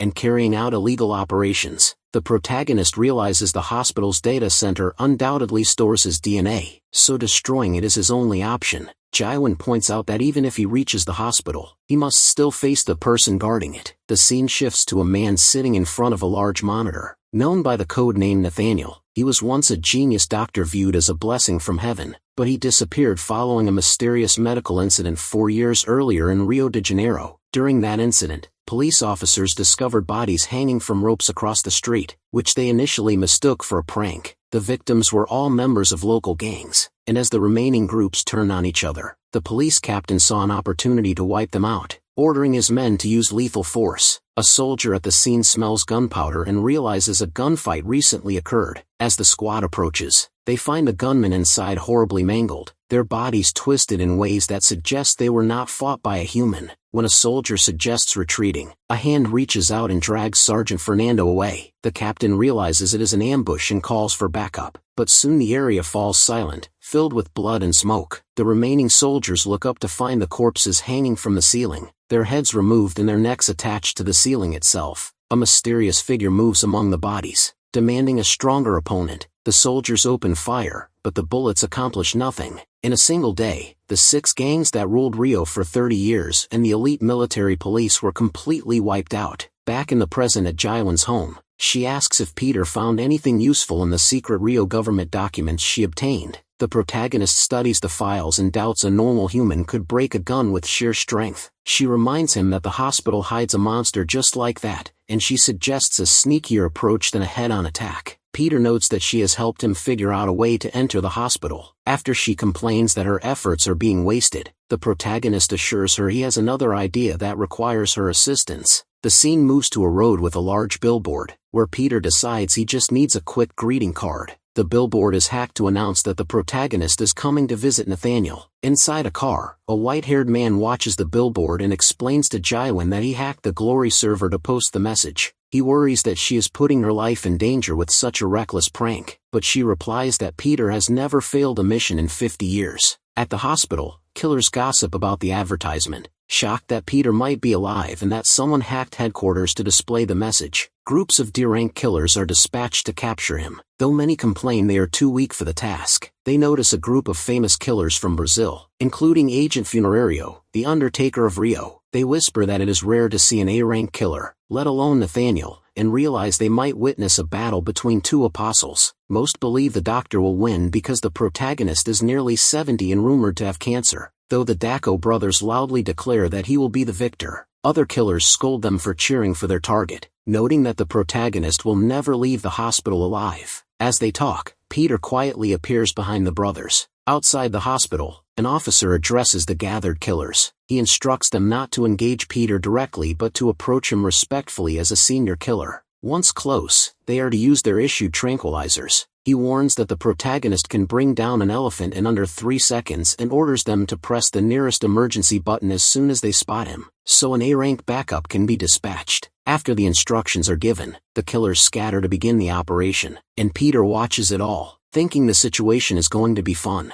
Several men gather in a hot pool with a mysterious man who bears a large queen and masked tattoo on his back. They discuss the implications of Peter declaring war. One man mentions that the war declaration has everyone worried about Glory's future and notes that people are already questioning the new boss's fitness for the position. Another man expresses deep anxiety, noting that they should never have messed with Peter under the guise of trimming the fat. He points out that Peter is currently untraceable and could strike and destroy everything at any moment. Someone asks Yunchang if he truly understands how relentless Peter can be. Another man advises him to patch things up while he still can, urging the subordinate to give up if he cannot handle the situation rather than dragging everyone else down with him. The mysterious man apologizes for not thinking things through and promises to handle the situation appropriately from now on. He mutters to himself that people were nice to him for only a split second before deciding they could walk all over him. After becoming the army chief of staff, he feels they should have realized it was time to step down, and he dismisses them as decrepit vermin. Privately, he thinks about how he is waiting for Peter, viewing the upcoming conflict as his masterpiece against his father's, and wonders who will survive. The scene shifts to Solyongwang General Hospital. Peter twists a man's neck to adjust it and the patient relaxes in relief, praising our boy for being so skilled despite his youth. Peter humbly calls it a regular day on the job, noting that he usually uses those techniques for other purposes. He then asks the man if he knows a doctor named Hyunai. When the patient denies knowing anyone by that name, Peter walks through the corridor, realizing that the doctor has likely abandoned his identity and gone into hiding. He concludes that the imposter must be hiding somewhere in the hospital and that it is now a race to find the other first. The Dako brothers approach Peter and tell him it is time to go. Peter notices they are usually pushing patients with net casts and wheelchairs, and when one brother calls him picky, Peter asks about Hyunai. Biggie explains that she has joined the mission, although Peter points out that Hyunai is only ranked 335. The older man notes that Peter is ranked 336 but has become their associate, making him their right-hand man. After searching the lobby, the siblings tell Peter he did a good job and instruct him to call immediately if he sees anything suspicious, promising to protect him since they believe he is not a strong fighter. Suddenly, Biggie spreads his arms and claims he has found Peter. He compares a man walking past to an old photograph and wonders if it is really him, though Peter disagrees. The brothers stop the elderly man and ask if he is the hero they are seeking. The man replies that he was indeed a hero during the Vietnam War. The siblings insist he cannot stay there and attempt to escort him out quietly. When the man protests, one brother asks if he needs a syringe. A nurse approaches Peter, and when our boy asks her to clarify, she tells him not to worry because the old man has already had his blood test. Peter realizes the hunt for him is officially underway. Throughout the hospital, nurses begin telling patients they need blood tests for physical examinations. The Dako brothers continue trying to force the elderly man out while he struggles. Yuna suddenly bumps into Biggie, who angrily questions her presence since she is only ranked 335 and should not be allowed inside. She claims her younger brother is there and runs away. Biggie assumes she was just overwhelmed, while Jaiwan tells Peter via a hidden earpiece that there is no time to worry about his junior. Jaiwan asks if he has found Nathaniel, noting his earlier search did not yield much. Peter replies that he is still thinking about it. He realizes he needs to remain undercover to lure the target out. A large, muscular man named Rodrigo, a B-rank killer from Undertaker, appears and warns the Glory members that he will kill anyone who fails their job. Peter introduces himself as Sung-gu Kim,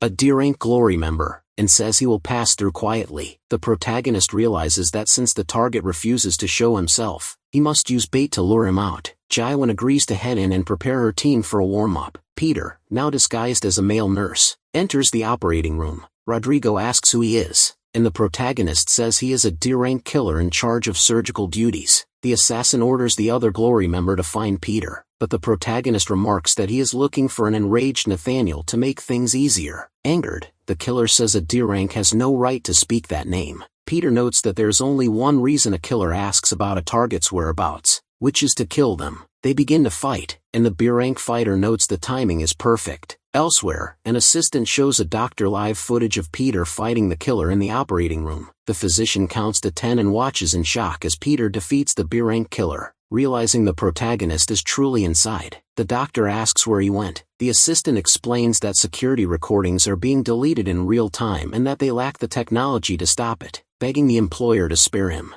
The scene shifts to Sangno Park, who is submerged in a large solution-filled chamber. He is thrilled that Peter is finally in the building. The doctor stands before the prisoner and points to other chambers containing people like Grace, Carter, Xavier, and Robert. Noting they are all waiting for Peter, the medic proudly remarks that they have finally trapped him, mentioning that Mr. Kim stated everything was perfect down to the last detail. Peter talks to Jilin, noting that now that he has killed Nathaniel's pet, the hunter is bound to reveal himself. She agrees, noting that Nathaniel must be furious. Peter decides to wait and ambush the man. He finds Yuna eating and asks why she is there. When she tries to leave, he makes her sit down. He mentions he accidentally ordered too much chicken and wants her to help him pass the time. Yuna eventually eats, but the conversation turns serious when Peter asks why she is at the hospital. She explains that the old man she has a connection to is shot protecting her. Peter shows her a picture of Nathaniel on his phone and tells her not to lie about recognizing him. Yuna reveals that the man in the photo is not the real Nathaniel. Before she can explain further, a voice calls out to her. Nathaniel, dressed as a doctor and identified as the general manager of the hospital, asks why she is walking around without security. Peter realizes that the villain has finally revealed himself. Nathaniel approaches Yuna and asks her to identify the young man standing nearby while keeping his eyes fixed on Peter. She immediately anticipates that an encounter between these two will only result in violence. The protagonist politely introduces himself as a D-rank killer, explaining that he has been dispatched for this mission and never expected to meet such a prestigious figure in person. Our boy promises to do his best to ensure that Nathaniel is well served and requests that the doctor leave his care to him. Nathaniel turns back to Yuna, instructing her to come to his office once their rounds are complete and promising to send someone to escort her. As Nathaniel walks away, Peter watches him and realizes that the man is clearly no ordinary killer. In the corridor, an assistant approaches the doctor to report that a teacher at Xian Yongwang High School claims the young man who fought Sangdo Park was simply lucky and not a cause for concern.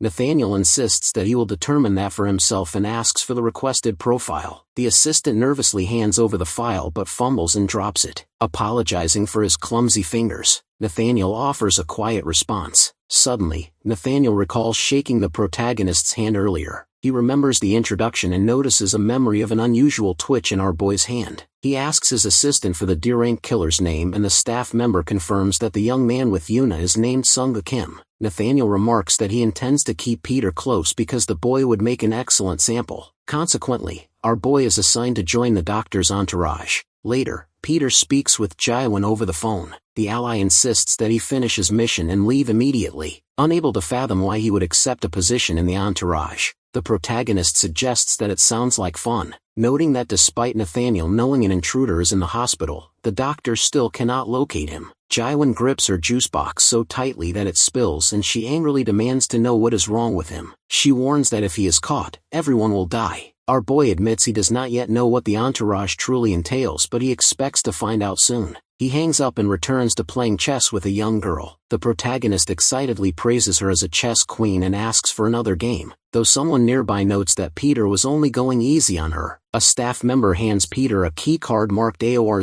036, which grants access to every room in the hospital. He congratulates the protagonist for landing the position, explaining that the doctor rarely adds anyone to his inner circle. The employee outlines 3 strict rules. Our boy must never speak unless spoken to first, never question the doctor's actions, and never refuse an act of kindness. Peter wonders what kind of kindness could cause such nervousness among the staff. The assistant leads Peter to a room, telling him that the doctor dislikes waiting. Upon entering, Nathaniel notes that our boy has arrived at the perfect time. The doctor stands surrounded by the Undertakers of Rio, a squad of elite soldiers from Brazil consisting of numerous A-rank and B-rank killers. These mercenaries are devoted entirely to bloodshed, hold no loyalty to the Glory organization, and serve Nathaniel without question. The doctor asks for an update on the search for Peter. His assistant confirms that all hospital entrances are sealed. An announcement echoes throughout the building, claiming a virus sample has leaked and ordering everyone into quarantine. The aide explains that they have collected DNA from every elderly person in the hospital to identify our boy, and estimates the testing will take 48 hours. He concludes that because the protagonist cannot escape, he is cornered and his capture is inevitable. Peter listens silently, realizing that while the logic is sound, defeating Nathaniel will be more difficult than he anticipated. The group continues rounds. Stopping beside a young male patient, Nathaniel gently encourages the boy, promising that if he goes through with the treatment, they will be able to play soccer and return to school together. The doctor instructs the nurse to focus on the radial nerve rather than further surgery, as the patient's body cannot handle more, and asks Dr. Young to assist. Peter wonders if he is being tested, as they have done nothing but routine rounds so far. Nathaniel suddenly asks if our boy is disappointed by the lack of action, or if he is waiting to see the doctor's true side. The protagonist claims he is not disappointed, but Nathaniel calls him a liar and invites him to follow him to see something else. They descend into an area that does not appear on any hospital maps. Following a light at the end of a passage, they reach a secured door. Nathaniel uses his key card to open it, revealing a hidden underground laboratory filled with massive chambers containing human test subjects. Peter finds the sight disgusting, while the doctor proudly calls this the place where his dreams become reality. Nathaniel claims that Charles Darwin was wrong and that evolution is not a matter of nature or coincidence, but a process he personally controls. He explains that he eliminates the weak and cultivates the strong, which is why he is interested in our boy. Alarms suddenly trigger, warning that a test specimen has escaped and reached State 4. As the creature flees toward the exit, security forces fire paralysis needles, while warning that the surface gates will be sealed. As a countdown reaches 0 and the gate begins to close, Nathaniel's hand bursts through the wall, grabbing the specimen by the face and stopping it instantly. The doctor calmly scolds the creature for interrupting his conversation. Returning his attention to Peter, Nathaniel explains that he captures strong individuals to strip away their humanity and study them. He claims to have dissected every muscle and cell himself. The doctor tells the protagonist that he sees great potential in him and wants to make him the embodiment of his vision, offering to help him grow into an A-rank killer or perhaps even as strong as an apostle. Peter recognizes that Nathaniel possesses terrifying, unnatural strength capable of shattering stone with a bare fist. Later, Peter speaks with Jylin again. The ally is shocked that Nathaniel could sense someone behind a wall and react with such precision, and she urges our boy to run. The protagonist refuses, now more determined than ever to uncover the source of the doctor's power. Since 48 hours have passed and the DNA results should be in the office, Peter plans to use his key card to break in and switch the test results. Despite Jylin's warnings that he will be caught, our boy is confident in his calculations. He notes that he has exactly 4 minutes and 30 seconds to locate and replace the files. Elsewhere, Nathaniel asks his assistant about the DNA results. The aide reports that after comparing every elderly patient's sample, none matched Peter's DNA. The doctor finds this interesting and briefly considers if the protagonist is hiding in the ceiling before dismissing the thought. He begins to suspect that our boy no longer looks like his known profile. Nathaniel returns to his office to find Peter waiting inside. He stands behind the man and demands to know why a mere D-rank killer is occupying an apostle's private space. Peter immediately assesses the situation, noting that according to his calculations, the former was not scheduled to return for another 30 seconds. This early arrival suggests that his previous kindness and the tour of the secret laboratory were likely a calculated trap intended to make the protagonist drop his guard. He realizes the doctor must have been suspicious of him all along. Nathaniel repeats that he expects an explanation for the protagonist's presence. Peter claims he was only there to deliver documents requested by Dr. Hong and makes as if to leave. The doctor grabs his shoulder, noting that the protagonist has already rummaged through the files. He questions why the protagonist was so interested in the elderly patient's blood samples if he truly did not know where they were kept. He warns that if the protagonist cannot justify his actions, there is only one logical conclusion. He asserts that while words or appearances can be disguised, DNA is the one thing that can never be hidden. Peter realizes the doc is speaking about him. He maintains his composure, suggesting that since the target has not been found, he assumed the individual was still in the hospital using a different appearance. He mentions having searched records of patients who recently underwent plastic surgery for a match, then offers to conduct another search. Recognizing that the guy is onto him, the protagonist decides to use that suspicion to his advantage. He bows his head, sincerely apologizing for overstepping his boundaries in his desperate attempt to track down his target. Nathaniel notices something on the protagonist's face and orders him to wipe it off. He expresses satisfaction that the protagonist is taking the mission seriously, though he reminds him to uphold the dignity of the Glory organization. He dismisses the protagonist, who thanks him and exits the room. Once alone, he examines an old photograph of the protagonist. He realizes the face in the image was authentic and not a mask. Frustrated, he crushes the photo, convinced that the man he just spoke with is not the Apostle Peter he is looking for. He recalls his past, specifically an underground fighting arena described as a lawless coliseum. He remembers confronting the reigning champion, a Mexican fighter known as the Slasher, who was famous for his lethal kicks. The doctor approached him and after mocking the fighter's reputation, severed his leg. He recounts similar encounters with the world's strongest fighters, including a man famous for his powerful fists, whose arm he tore off, and an entire gang he massacred. The scene returns to the gory display of headless bodies hanging from the ceiling. The doctor reflects on how he traveled the globe to find and personally defeat the strongest beings alive. He recalls a victim held by the throat, warning him that he could never be the strongest as long as the protagonist existed. The doctor had coldly replied that every kill was merely a step toward his true goal. Before he could extract information about the protagonist's identity and location, the man died. Returning to the present, Nathaniel looks at the photograph and concludes that whoever saw the protagonist last must know his whereabouts. He calls his assistant and orders him to bring Yuna to his office. Elsewhere, Yuna is speaking with the Dacko brothers, who question how a low-ranking killer like her was assigned to such a critical mission.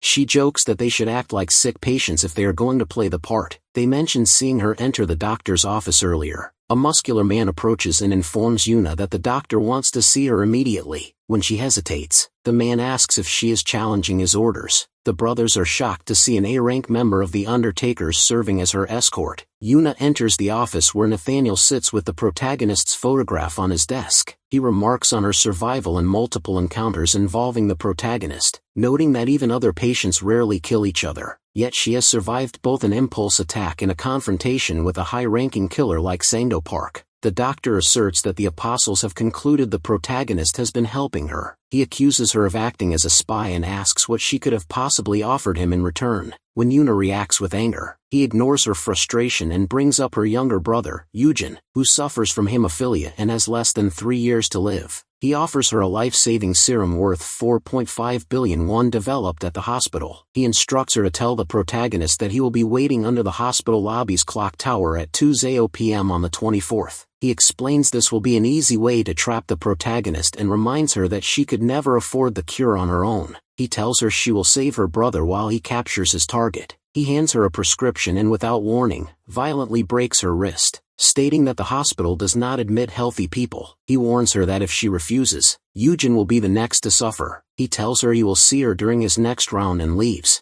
Alone in her room, Yuna realizes the danger she is in. If the truth is revealed, Nathaniel will kill her, Eugen, and the protagonist. The protagonist suddenly enters the room and tells her it is time for her injection. He turns on the television to watch a singing contest. When Yuna demands he leave, he says this is his way of repaying her for saving his life. He mocks her for trying to chase him away and asks if she is doing it because of the doctor. He taps her broken wrist with the remote, noting that he did not inflict that injury and asking who did. Yuna hesitates, then asks what his plans are for the 24th. When he asks why she wants to know, she tells him to meet her under the clock tower at 2:00 p.m. on that day. She insists he simply do as she says, viewing it as the only option available to her. After he agrees and leaves, she cries while looking at a photo of her brother, praying she's making the right choice. Nathaniel, meanwhile, eagerly anticipates the 24th, believing it is the day the protagonist will finally come for him. He contacts Yuna through her earbuds to ask where the target is. She replies that the protagonist should be arriving at that very moment. The protagonist walks down the corridor toward the lobby as the clock approaches 2:00 p.m. and the doctor impatiently urges him to hurry. Yuna chats with Eugen over the phone. He notices 3 men in her profile picture and asks if she has a boyfriend. She clarifies that they are just friends, which surprises him as he was unaware she had friends at all. He points out that the man in the center is quite handsome and jokingly asks if she likes him. When she insists he is just a friend, he teases her about sounding jealous and mentions his desire to play soccer with the man. He then expresses his wish to watch the World Cup in 3 years and cheer for their country. Yuna immediately promises to take him and starts booking their plane tickets.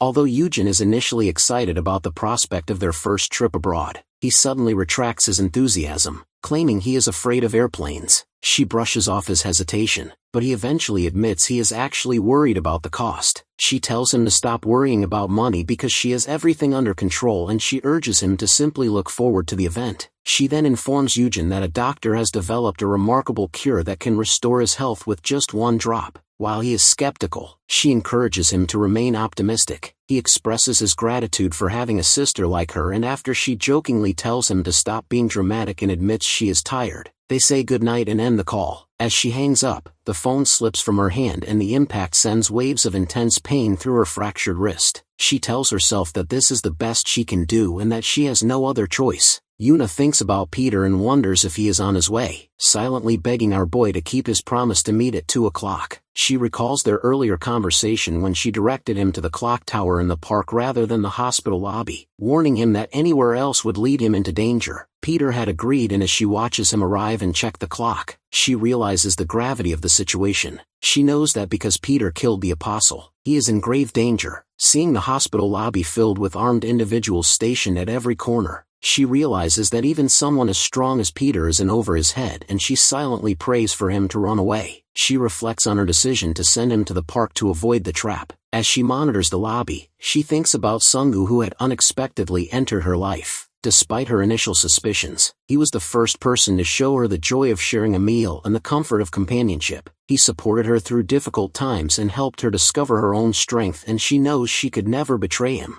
Nathaniel approaches Yuna and asks for an update. Startled, she lies and claims she has not heard from Peter since that day. She apologizes, explaining that she only lied because she wanted to secure the promised cure for her brother. She begs Nathaniel to let her work for him, promising to perform any task, including cleaning, and insists she has been training to become his best worker. Nathaniel notes that since she failed to bring Peter to him, she is no longer useful. He breaks his cane, mocks her training as pathetic, and orders his men to bring in the next person. Suddenly, a fire alarm erupts throughout the hospital, triggering a frantic evacuation. Biggie moves away in his wheelchair while Junior asks about their mission, prompting the former to prioritize the target. A loud crash draws everyone's attention, and Nathaniel questions the legitimacy of the fire since there is no smell of smoke. Yuna wonders if Peter has arrived as a sudden sense of anticipation takes hold. Peter walks over to Yuna and confirms he is by her side. When she expresses shock at his presence, he reminds her of their appointment at the clock tower. He explains that since the hospital staff and patients would have evacuated due to the fire alarm, anyone still present must be a killer hunting him. Nathaniel reveals he knew something was happening between them and questions if Peter believes he can challenge the Undertakers of Rio alone.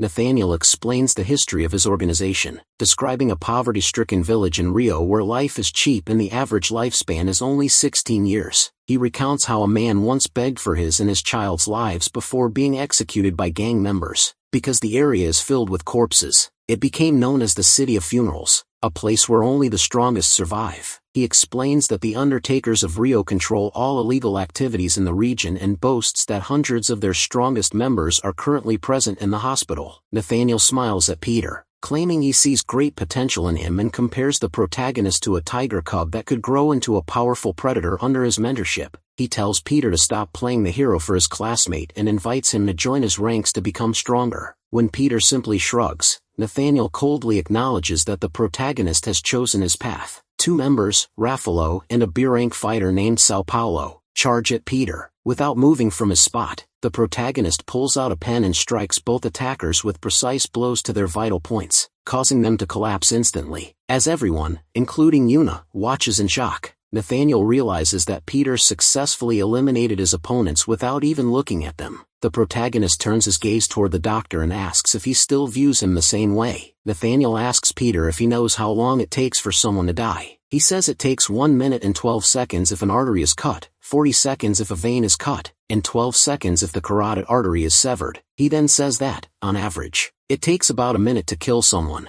Since Peter is up against 100 killers, Nathaniel wonders if he will be able to survive for 100 minutes. The gang closes in on Peter. One of them says that he has been dying for this moment. Another says that the country is far too peaceful. Another says that he finally feels alive again. One of them shouts for the little brat to come on. As two of the gang members rush forward, Peter takes them down instantly. The others continue advancing without hesitation. One of them says that they will never forget the sacrifice of their brothers and that the little boy is not taking them down. Another yells for everyone to charge. Yuna becomes worried. She thinks that Peter is in serious danger. They have him cornered, yet they do not even flinch after seeing their comrades die. They show no sign of slowing down. One of the gang members asks why the little boy looks so scared. He says they have all grown up together since they were born. Another says the doctor lived a comfortable life so he would never understand them. Another says they have seen death around them every single day. Peter dodges their attacks with ease. Nathaniel remarks that Peter is quite good at dodging. He says that being swift is impressive, but dodging alone will not get him anywhere. He points out that Sungu has run out of escape routes with dozens of killers blocking every path and asks what he plans to do now. Peter calmly says that there is no doubt he is outnumbered, but honestly, that only makes things better for him.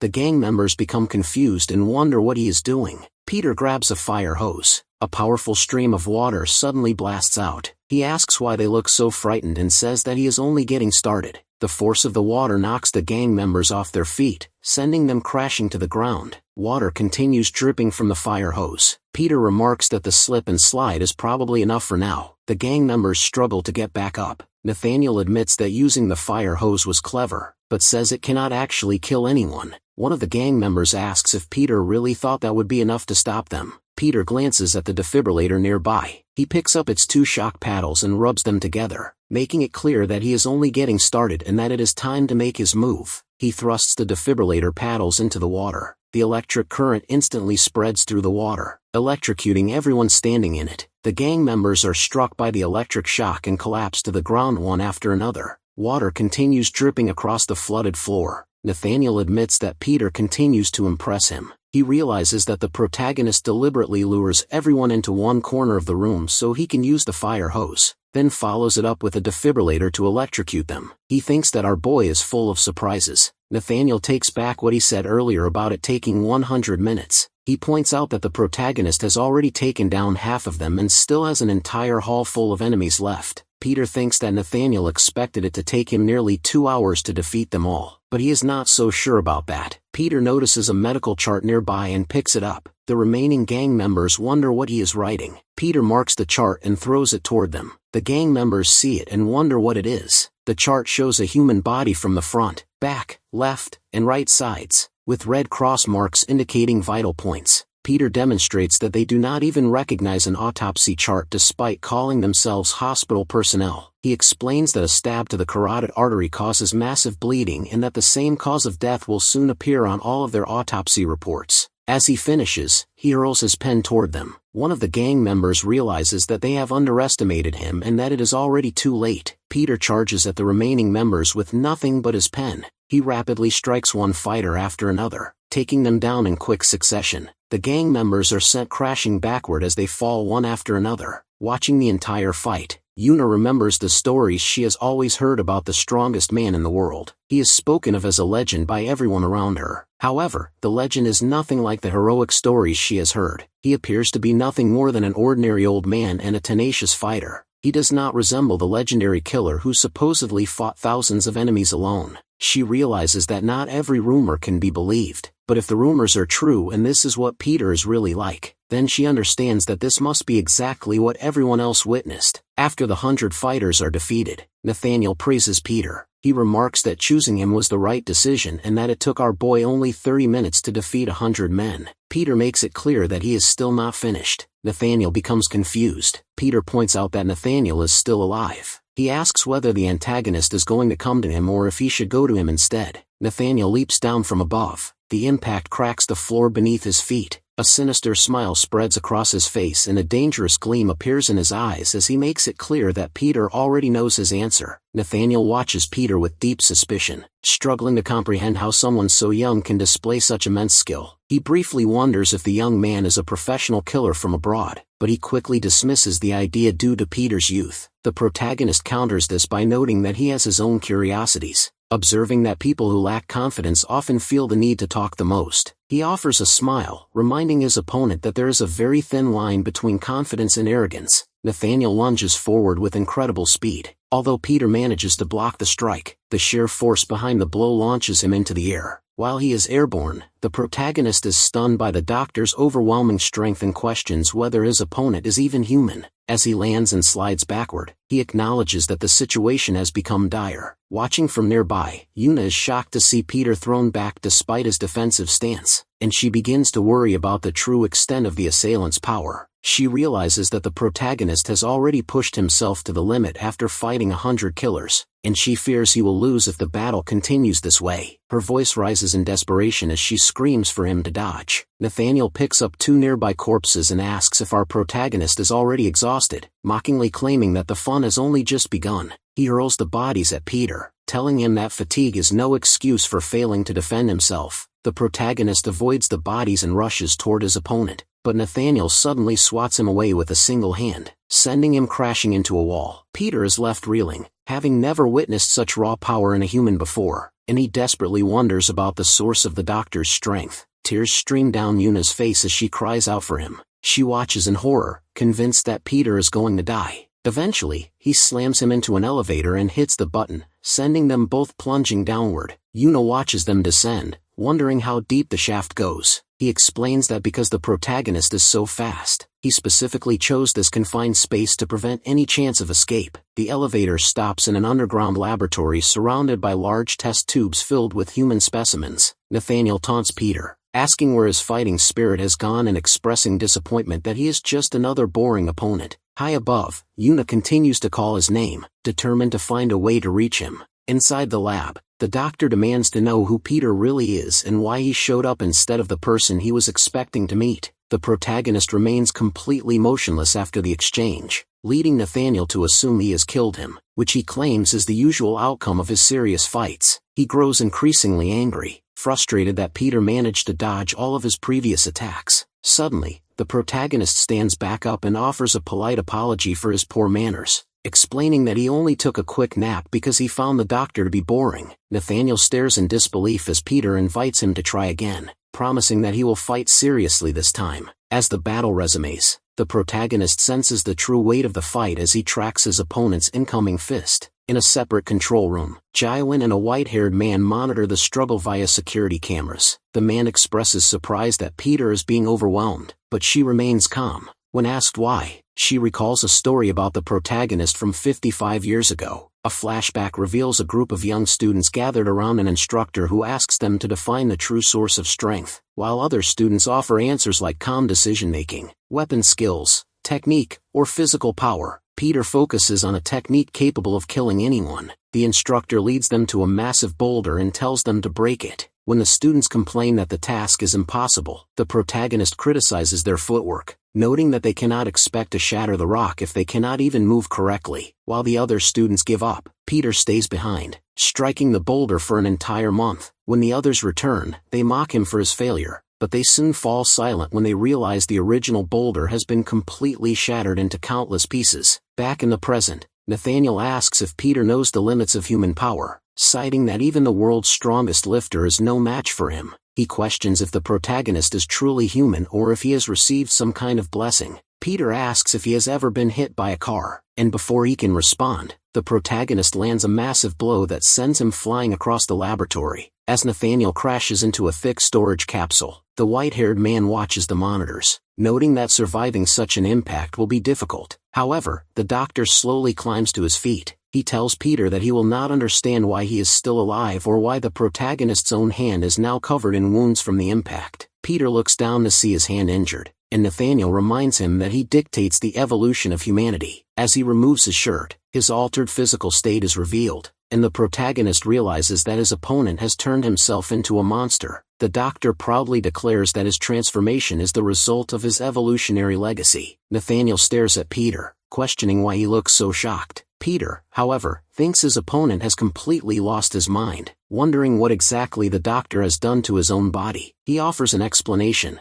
asking if Peter has ever heard of anti-fragility. He claims that because he cannot be killed, every bit of pain he suffers only makes him stronger. As his muscles tear and recover, his body becomes even sturdier. He explains that he has developed a revolutionary drug to drastically reduce his recovery time, creating a cycle where more pain leads to greater power. He asks if Peter understands the implications. As he strides toward our protagonist, he declares that Peter's chances of defeating him are essentially zero. When his hand clamps around his neck, Peter realizes one wrong move means death. He smashes him into the floor, sending dust flying everywhere, and boasts that no one has ever survived his grip. Suddenly, Peter's voice cuts through the air, congratulating him. He pauses, recalling the moment he caught Peter. He is certain he had him by the throat. He realizes with shock that in just 0.1 seconds, Peter had used his hand to create an opening and escape the chokehold. He is stunned, thinking that no ordinary human possesses reflexes that fast. Peter, meanwhile, feels the burning pain in his hand from that brief contact. Flashbacks of Nathaniel crushing an escaped specimen's head through a wall race through his mind, leading him to one conclusion: if the opponent catches him with both hands, he is dead. He demands that Peter show him more. A chart of Peter's abilities flashes on screen, listing strength, combat skill, willpower, intelligence, speed, and stamina. He concedes that Peter's stats belong to an A-rank killer, and arguably surpass an ordinary A rank, yet he maintains that Peter has failed to defeat him because he has been constantly evolving throughout the fight. He offers one final chance for Peter to beg like a dog, otherwise, he threatens to tear him apart piece by piece. When Peter raises his hand, the doctor mistakenly believes his opponent has begun to understand his vision. Inside the security room, a white-haired man watches the monitors and notes that if Peter surrenders, they may have to abandon him to avoid exposure. He claims that from the first moment he saw him, he knew Peter was different. Peter responds calmly, saying that enough is enough. It is time to try a different approach. He tells Nathaniel that his obsession with strength has completely clouded his judgment. When he asks what he is doing, Peter replies that there is only one way to deal with a child throwing a tantrum: giving him a proper spanking. He grins, mockingly praising this intimidating attitude. The two immediately charge, their fists colliding repeatedly as the intensity escalates. Watching the monitors, the white-haired man admits he no longer understands what he is witnessing, noting only that this is no longer a fight between ordinary humans. As they exchange blows, he recognizes that Peter is truly powerful and unlike any opponent he has ever faced. He is excited by his own evolution,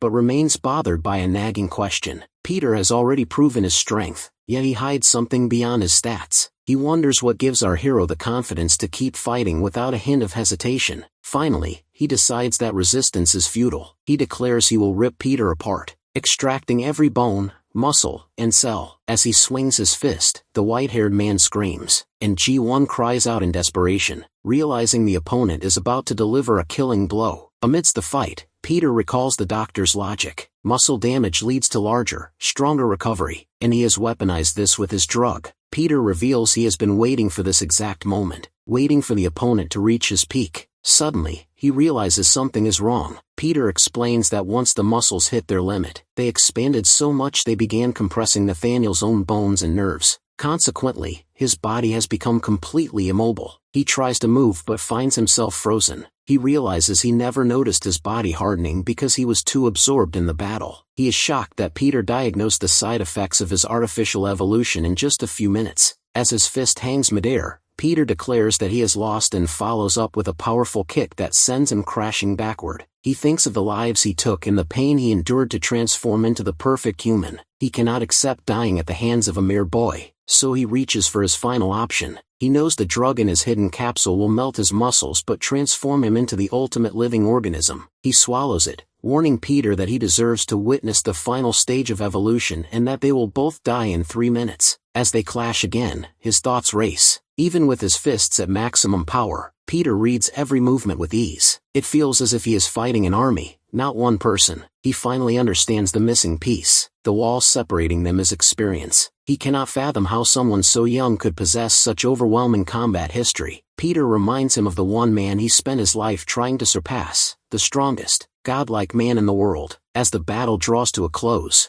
a chilling thought occurs to him. Is this actually Apostle Peter? Nathaniel's memories drift back to the year 2002. Inside the Grand Hall of the Glory Club, portraits line the walls as doctors gather to take their solemn oath. They swear to volunteer for mankind, maintaining their medical conscience and dignity regardless of any personal harm. One observer finds the display incredible while another doubts such a thing is truly possible. A woman explains that these are representatives of the entrance ceremony of the Divine Honor Medical University. Among them is a young Nathaniel, then known by his real name, Nathaniel. Though recognized as a genius who entered medical school at age 13, he feels no happiness. The scene shifts to August 1994 inside a pediatric ward. Children gather around a man dressed as Santa Claus, asking for presents. Nathaniel lies on a hospital bed attached to medical drips. When someone suggests he should also receive a gift, the patient reflects on his existence. He believes his frail birth was a choice made by God, and he wonders about the purpose behind being born so weak. A television program about evolution plays, showing a creature shedding its old shell to grow stronger. Seeing this, the boy wonders if God is instructing him to do the same. Because humans cannot naturally evolve like animals, he decides he will become the person to achieve that impossible feat. By the year 2012, a patient who was shot and went into cardiac arrest is rushed into the hospital. Junior doctors and nurses prepare for emergency heart surgery, whispering about the patient being a serial killer. The junior doctor wonders why anyone would treat such a person, but the nurse remarks that the willingness to treat him is what makes the surgeons amazing. The operation is performed by Nail. During the surgery, the lead doctor finds the moral fuss surrounding the patient strange, as he views it as mere work. Yet, his heart beats faster than ever before. He realizes the patient possesses an incredibly strong body and becomes fascinated, curious about the difference between himself and this man. He fights the urge to explore that power, reminding himself of his duty to preserve mankind. He tries to convince himself that his existence is a blessing, but another thought takes hold. He believes that poorly made humans hinder evolution and that he should take the lead. It is time for him to shed his own skin. He is tired of being weak and wants to know what it feels like to possess such strength. Before he can stop himself, he realizes he has opened the patient's brain, blood spreading across the floor. After losing everything,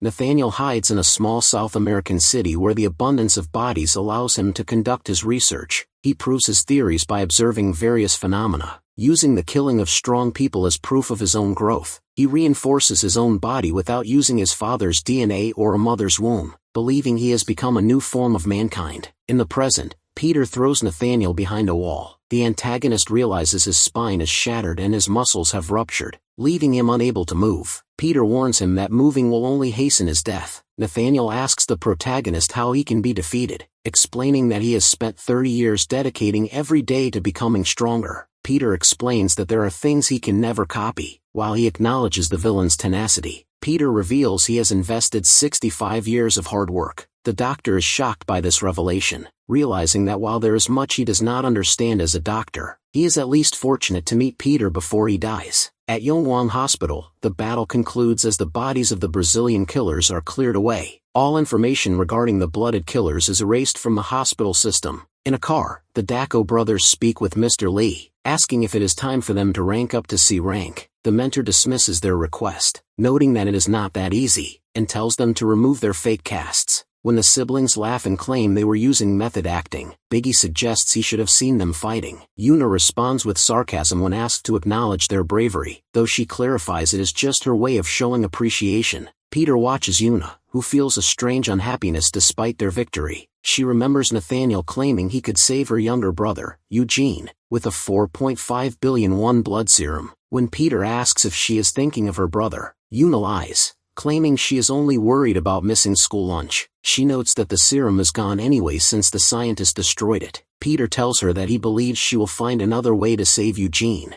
and she thanks him. The car stops near a playground in Korea. As they exit, Peter asks Yuna about a tied-up case in the car. She realizes it is not hers, and wonders if the coach left it. She opens the case to find laboratory storage equipment for formulas and tubes. Surprised, she asks Peter how he knows her brother's name, and our boy explains that the deceased did not actually destroy the serums. Yuna holds the case and cries. Back at the hospital, a mysterious man stands by a large hole in the floor with his assistant. The subordinate confirms that all patients have been moved, and the media remains unaware of the incident. The leader questions whether the traces left behind were truly made by humans, and asks if Peter is responsible. When the follower mentions that the protagonist appears and disappears like a ghost, two other men appear. One of them strikes the aide down with a sword for using such a term. He calls the fallen doctor's death disgraceful because he died before receiving recognition. The swordsman, identified as the sword ghost, decides that Peter needs to be taught a lesson. Mr. Lee gathers Peter, Yuna, and the Dacko brothers to announce that they are beginning their volunteer service. Biggie notes they just finished their last mission, and are already being assigned another, while Junior remarks on the difficulties of being so popular.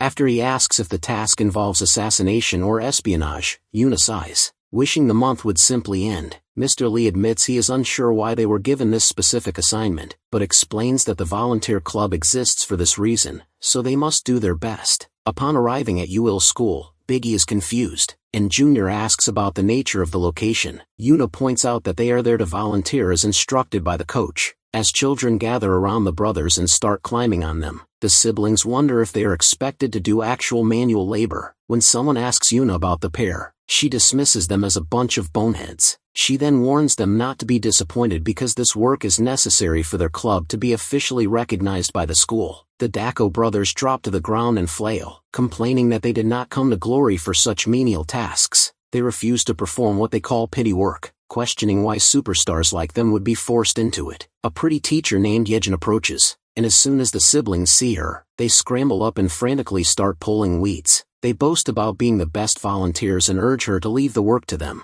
but Yejin quickly stops them because they are actually pulling up flowers. Yuna asks if there is no cure for their buffoonery, and Peter replies that there is not. Yuna expresses frustration that the coach sent them over 300 miles away for this, but Peter reminds the group that they are there to volunteer and should avoid causing trouble or revealing their identities. As Peter walks away, Yuna notices he seems unusually downcast. Meanwhile, the brothers ask Yejin if she is a student. When she identifies herself as a teacher, Biggie tells her not to develop feelings for them because they are students. Yuna sighs, remarking that the clowns have returned to their usual behavior. A security guard arrives and welcomes the volunteers to the only school in the rural area. He and Yejin share a joke, leaving Peter and Yuna looking on with confused expressions. Yuna notes that the grounds are already green and asks if there is more work to do. The guard leads them around back, describing the area as a pigsty. As they walk, Yuna realizes something is wrong and questions why they were sent so far just for cleaning. Two neighborhood thugs arrive and demand rent money from the security guard. The man explains that the school earns very little and can barely afford heating. The criminals sarcastically remark that everyone is struggling, so the guard offers them a basket covered with a cloth. When a thug opens it to find homegrown potatoes, he becomes enraged. He shoves the guard, scattering the potatoes, and mocks them for offering such a worthless gift. Yejin tries to intervene, but the attackers claim the school is violating their contract. As Peter starts toward the group,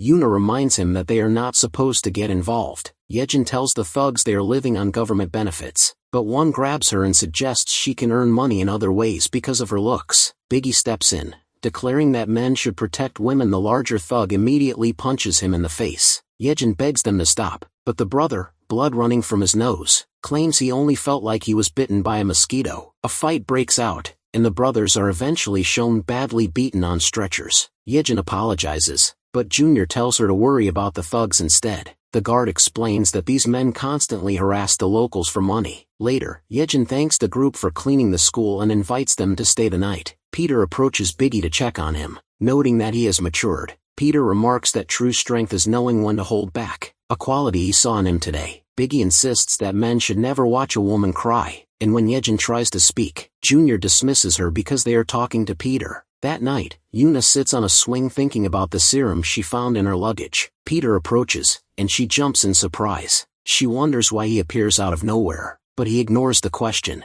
Yuna decides to bring up the serum, but Peter thanks her for protecting him at the park instead of the hospital. He mentions that he knows she was scared, but showed courage. Yuna dismisses the praise and asks if he is related to the other Peter. Noting his incredible strength, she expresses frustration that someone as powerful as him is ranked as a mere D-rank killer. Peter promises to explain everything when the time is right. Yuna attempts to thank him, but they fall into a back and forth because Peter claims he cannot hear her. After she eventually shouts her thanks, Peter tells her to calm down, leading Yuna to accuse him of provoking her on purpose. Peter reflects that the group is maturing and decides it is time to wrap things up. He heads to the security room to speak with the guard. Inside, Peter asks if he can help further, but the man stops him. The guard reveals that he has lived around the scent of blood for decades and knows the protagonist is not just a student. He states that he reeks of bloodshed. Peter admits that volunteering was the only way to arrive without attracting attention. He reveals that he came specifically to find Apostle Simon.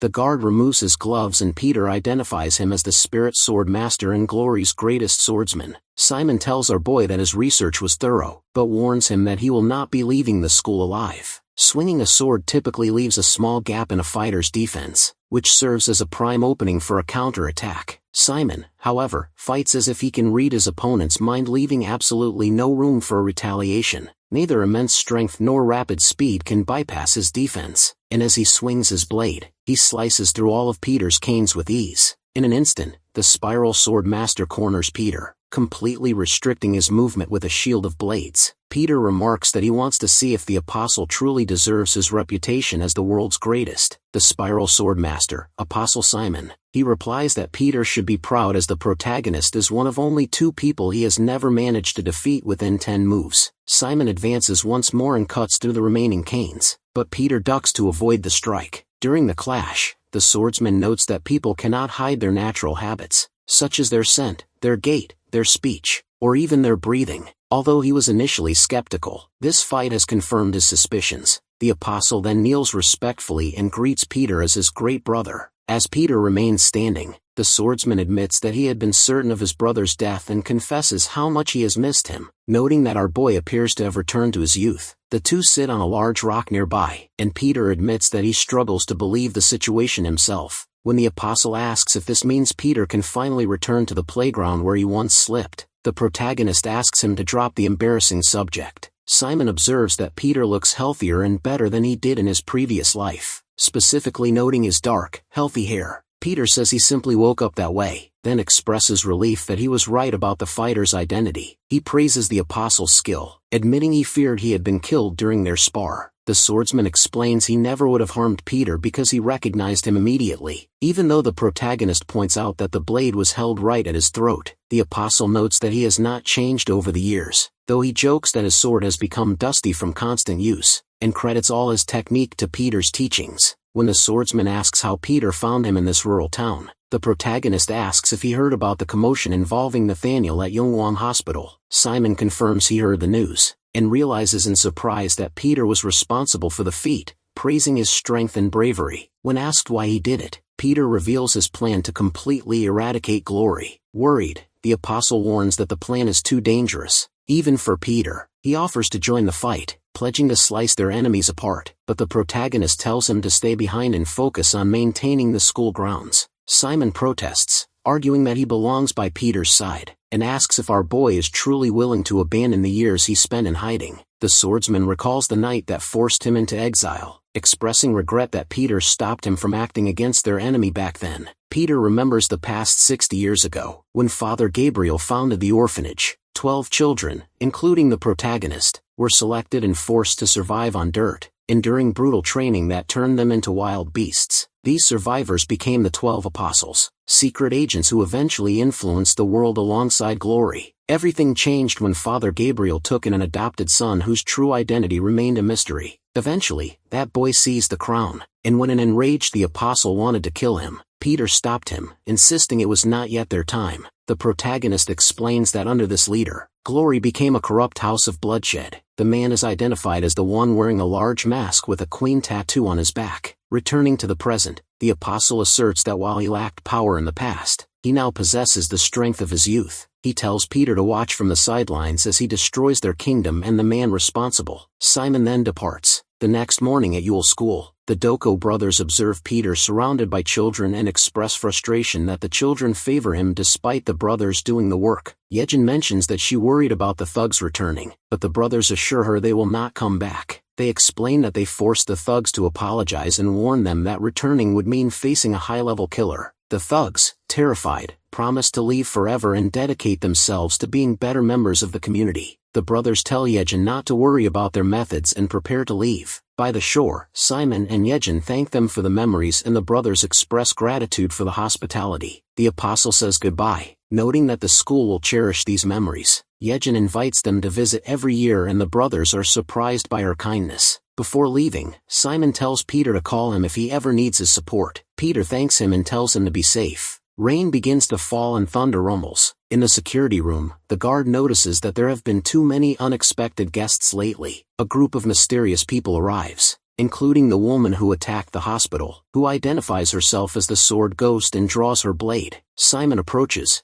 noting they are not there for volunteer work. The woman recognizes him as the imposter Simon taken in by glory and introduces herself as the Sword Phantom, the best swordsman in Japan, while her companion acknowledges his reputation. When the apostle asks if they came for his title, the woman dismisses the idea, stating they were only hired for a large sum of money. The fighter feels sorry that they will not be paid and corrects their assumption that he is merely the best in Korea, declaring himself the true spiral sword master. Her companion suggests the trip was worth it. Simon invites them to proceed, stating that one side will not leave the encounter alive. A battle erupts between Simon and the Sword Phantom as their blades clash repeatedly. The Phantom notes that despite the fame surrounding the Spiral Swordmaster, he is not as impressive as she expected and wonders if age has dulled his edge. Simon responds with sarcasm, admitting that he and his sword have grown a bit rusty, but he notes that if he were at his peak, she would already be dead. She ignores this, sprays herself with perfume, and warns the old man not to be arrogant. Simon acknowledges that her technique is extraordinary, but his concern grows for the large man accompanying her. He realizes that if he must fight both of them, he needs more space. As the two move forward, he warns the Phantom not to vandalize school property, threatening to find her. She dismisses his concern, stating that she intended to find him anyway because he will be dead soon. She swings her blade with blinding speed, shattering a window and forcing the fight out into a bamboo forest. The Phantom curses the old man for being sneaky as he retreats. Her companion worries about her fighting in the heavy rain, but she tells him not to worry. Simon moves quickly through the downpour, searching for his opponent. He observes that her weapon is not a true sword, but a saw designed to tear flesh. She may not slash often, but every hit digs deep.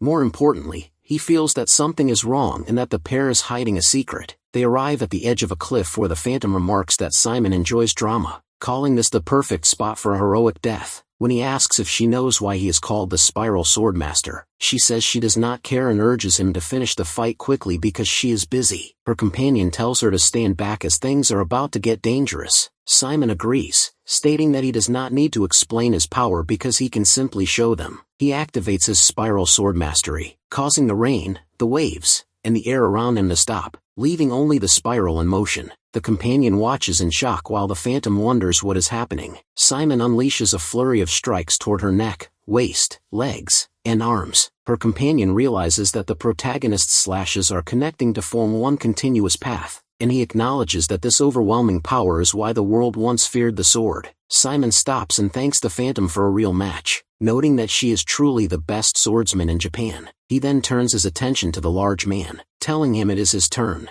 The Phantom lies defeated on the ground, and her companion steps forward. He compliments the former Imperial swordsman on his skill, noting that he would have been a formidable opponent had he not retired, but he declares that it is too late now. Simon asks what he means and claims he is the one who will be defeated. Suddenly, Simon notices a deep, bleeding cut on his stomach. He wonders how it happened, as it should not be possible. The companion mocks him, asking if he really thought he had one. Simon looks closely at the Phantom, feeling as if she were a ghost, and watches in confusion as her body distorts before she slowly stands back up. He realizes that the perfume induced a hallucination. He asserts that he has seen every trick in the book, and tells them to try something harder. He concludes that if he is seeing a vision, he simply has to stop looking. He has performed his technique enough times that illusions mean nothing to him. The companion moves towards Simon, terrified that the old master has been rendered harmless. He closes his eyes and swings his sword through the air, telling the spirit to leave. The Phantom mocks the old man for being finished, and explains that she is called the Sword Phantom, because she is a spirit who wields a wild sword. Back at Yeongwon School, the Dako brothers, Yuna and Peter, are in a classroom. Biggie asks if love is always this painful, showing his friends that Ms. Yejin has stopped replying to his texts. Yuna finds it creepy, and tells him she does not blame her, but he insists that she was an angel who used to reply to everyone. He explains that she stopped responding after sending a picture yesterday that showed a woman with a sword, and a man built like a bear. Biggie asks Yuna how to handle a woman acting this way, but insults her in the process. Yuna grabs them both by their collars, and he struggles to breathe. Peter then calls Jaiwon to ask if she is free. Peter and Jaiwon meet at a waterside location with a white-haired man. She complains about the freezing temperature and the smell of salt water. Our boy places a box with a picture on the ground, and his dog reacts immediately. Jaiwon is surprised by the dog's behavior. Peter remembers his conversation with Simon, and regrets not keeping him by his side. They open the box to find a detached arm belonging to Simon, with a note that says, "Dear Peter." The protagonist is left in shock. Meanwhile, someone watches them through a telescope from a distance. A person on the phone asks if the target received the gift, and the observer confirms. When asked if the target is Peter, the observer identifies him alongside a white-haired man, a girl, and a dog. As the observer speaks, the protagonist appears behind him and takes the phone. The voice on the other end is revealed to be the Sword Phantom. Peter asks if she is the new member of Glory, and tells her he is flattered. He then grabs the hand of the man attacking him, and twists it until it cracks. While holding the attacker, our boy tells the Sword Phantom that she better keep Simon alive, warning her that if Simon is dead, she will face a slow and painful demise. Peter stands on a yacht, and checks in with Jaiwan over the phone. When she asks if he will be alright, he confidently assures her that he is. She presses him for details on his destination, wondering if he is headed toward his house, but Peter simply focuses on a photograph of a large yacht that arrived in a box. Jaiwan explains the danger of the situation by noting that every vessel in the world is registered with specific names and identification, yet there is one ship that keeps all such information hidden. She identifies this vessel as the Ghost Cruise,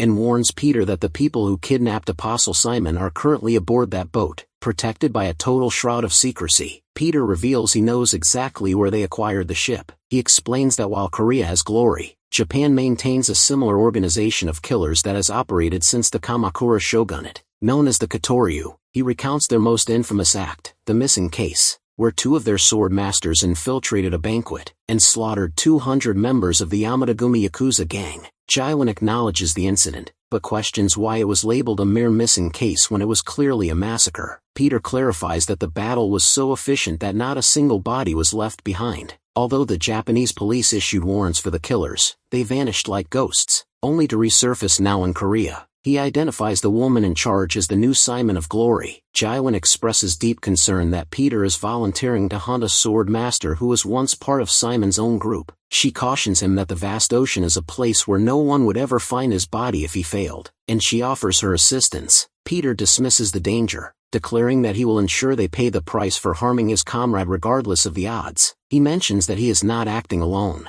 but before he can elaborate, the Dako brothers interrupt by shouting from behind him. They complain that they knew Peter would try to hog the spotlight and grumble about their forced disguise as security guards. Peter reminds them he told them to stay behind, but they insist on coming, with Biggie noting that a killer views death as a badge of honor. Chairman Eun Choi of the massive Daiha group arrives and greets Peter, asking how he likes the yacht. Peter suggests the chairman head inside to stay warm. The Dako brothers use the opportunity to badger the chairman about their attire, claiming they did not join the Glory Club just to clean up after board members. As they watch, he explains that the Ghost Cruise is a place where people buy anything from drugs and weapons to rare artwork and even living humans. He emphasizes that wealth alone cannot grant entry to this exclusive vessel. Peter thanks him, and the chairman points out their destination. As the massive Ghost Cruise comes into view, Peter prepares to confront the Sword Phantom and make her answer for her actions. Aboard the cruise, a guest from the Doosan group begins berating a waitress and demanding to see her boss. The Sword Phantom arrives with her companion and warns the man not to insult her staff. She explains that everyone there calls her a monster, a reputation solidified by her status as an A-rank apostle and the title of Sword Phantom. When the president of the Doosan group threatens to use his influence to ruin her, she calmly invites him to discuss matters in her room, hinting that she can provide him with a heightened experience. When he mocks the offer, she touches him,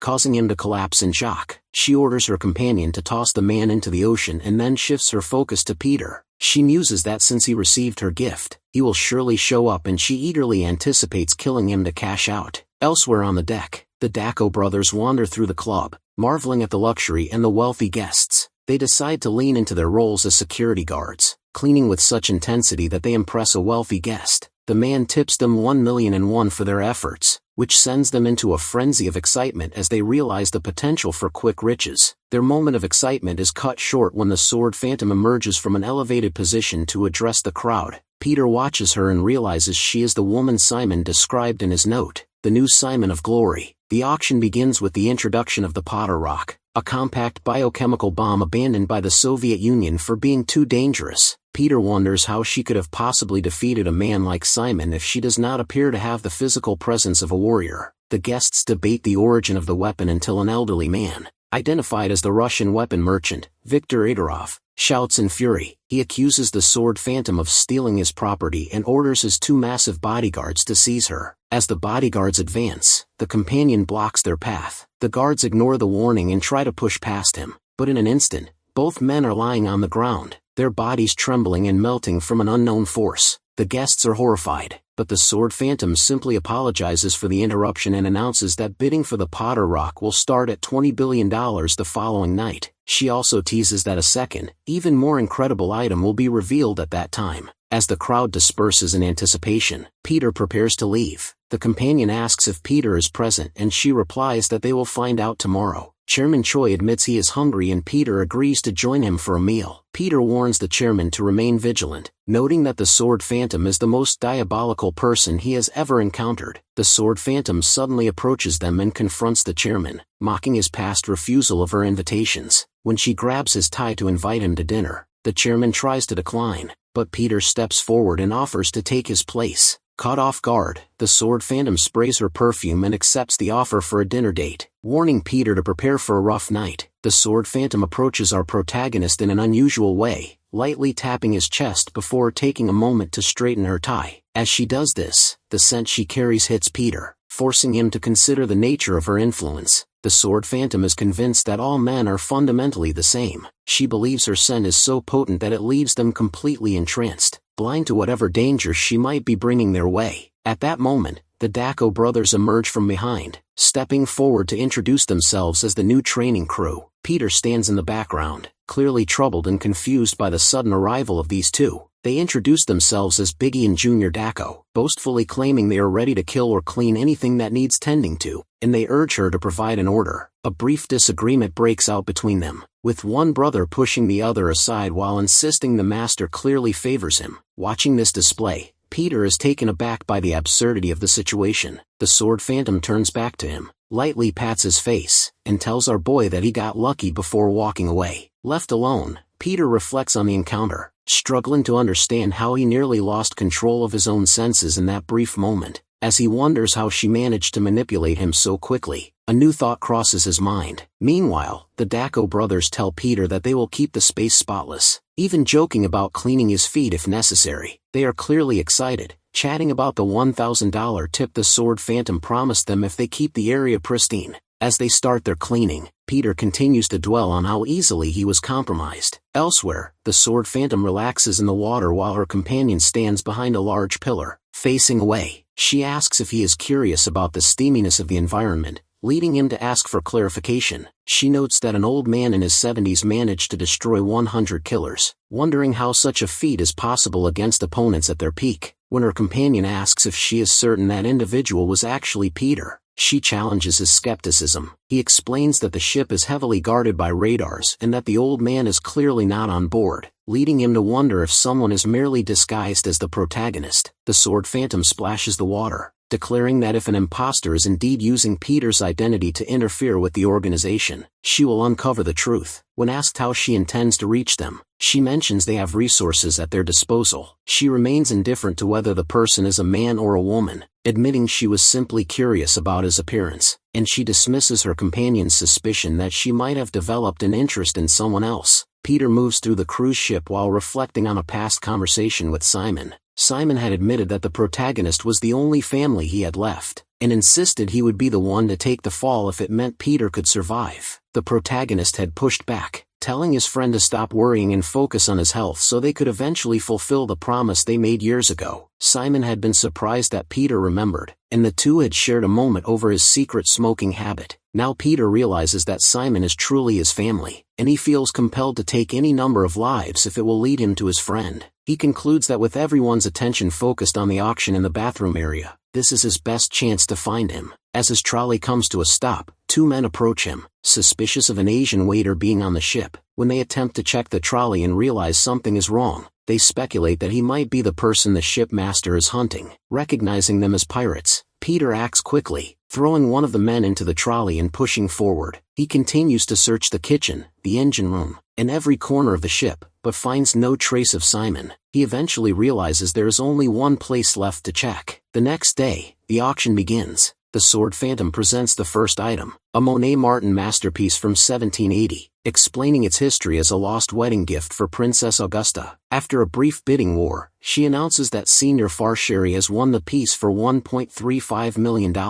She then shifts the focus to the final, special highlight of the auction. A large, heavily guarded safe is brought into the room, causing the guests to speculate wildly about its contents. The sword phantom dismisses the value of chemical weapons and jewelry, claiming this item was once more cherished by heaven than any painting. She opens the safe to reveal the former apostle, Simon. His hand has been severed and his body is chained. The guests are horrified and stunned to see the legendary spiral sword master, with some questioning why she would auction off a corpse. The sword phantom stares toward the room, silently challenging Peter to reveal himself, convinced that his rage will force him out of hiding and into her reach. Sword Phantom watches the crowd and announces that the auction has reached its highlight. Her companion asks if she has located Peter. She replies that she has, but also that she has not. She feels certain he is in the crowd because the sharp, vicious hostility directed at her feels like a blade pointed toward her. Although she briefly wonders if she is mistaken, she dismisses the thought entirely, decides it does not matter, and turns her focus back to the auction.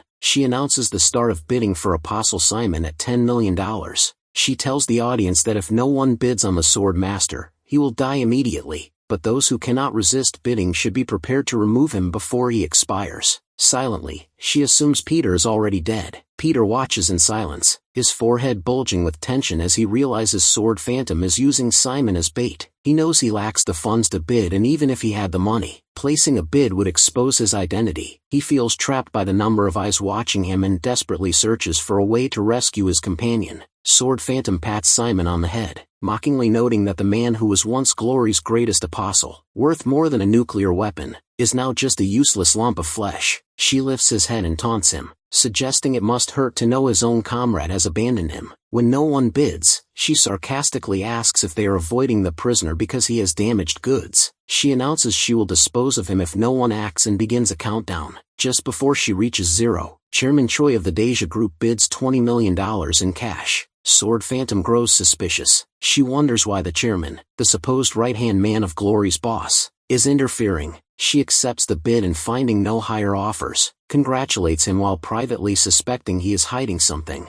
Later, Peter and Chairman Choi stand beside the resting Simon. When the elder asks if this is the man Peter sought, the protagonist confirms it, but expresses concern that the high-profile bid has endangered the chairman. He dismisses the guilt, explaining that his long-standing ties to Glory make the bid appear normal and that buying Simon was the only way to avoid Sword Phantom's trap. Peter realizes they are in a difficult spot. While buying Simon saved his life, it has confirmed Sword Phantom's suspicions. Chairman Choi notes that staying on the ship is now extremely dangerous, and Peter agrees that there was never a safe way to leave. When the older man asks for an exit strategy, the protagonist reveals he has a hidden Joker card. Peter finds the Dacko brothers in the corridor, now dressed in expensive clothes and sunglasses. When he asks what happened to them, they explain that being a killer does not pay the bills and encourage the protagonist to follow their lead to get rich. Peter reminds them they came to become legendary killers, and they admit they got carried away by the luxury lifestyle. They boast that even the floors they clean are surrounded by luxury brands. Though they acknowledge this path will not make them legends, Peter tells them something dangerous is happening, and they are the only ones who can stop it. Learning they have cleaned every corner of the ship,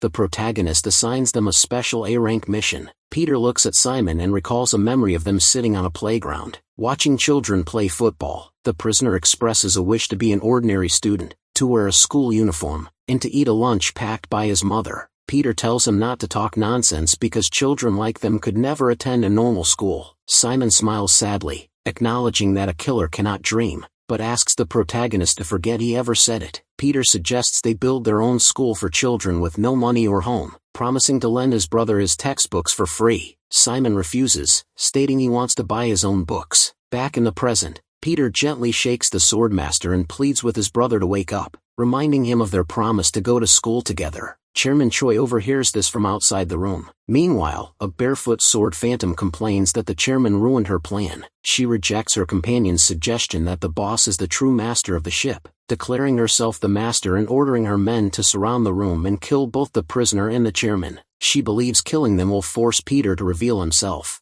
A knock sounds at the door. Chairman Choi wonders who is there, but Peter calmly says it must be room service and offers to answer. The protagonist returns holding only tea, explaining that he sent the food back because the steak was too cold. Chairman Choi jokes that he must have offended the young lady, but Peter urges him to drink the chamomile tea to calm his mind, promising to return before it gets cold. Peter leaves the room and walks into the corridor. He remarks that the hospitality is lacking, noting that the tea was served at 75 degrees Celsius rather than the ideal 60 degrees. Numerous armed men surround him. One mocks the protagonist for holding two small paper shakers as weapons and orders him to surrender the chairman. Peter calmly tells them they do not understand the situation and invites them to attack, promising to show them how vicious the shakers can be. One of the men laughs and mocks Peter, asking if a mere bodyguard truly believes he can take on 10 skilled marksmen at once, while another man comments on how much guts he has. The gunmen study Peter in silence because they cannot see anyone backing him up. They wonder what his plan is when he is armed with nothing but two paper shakers.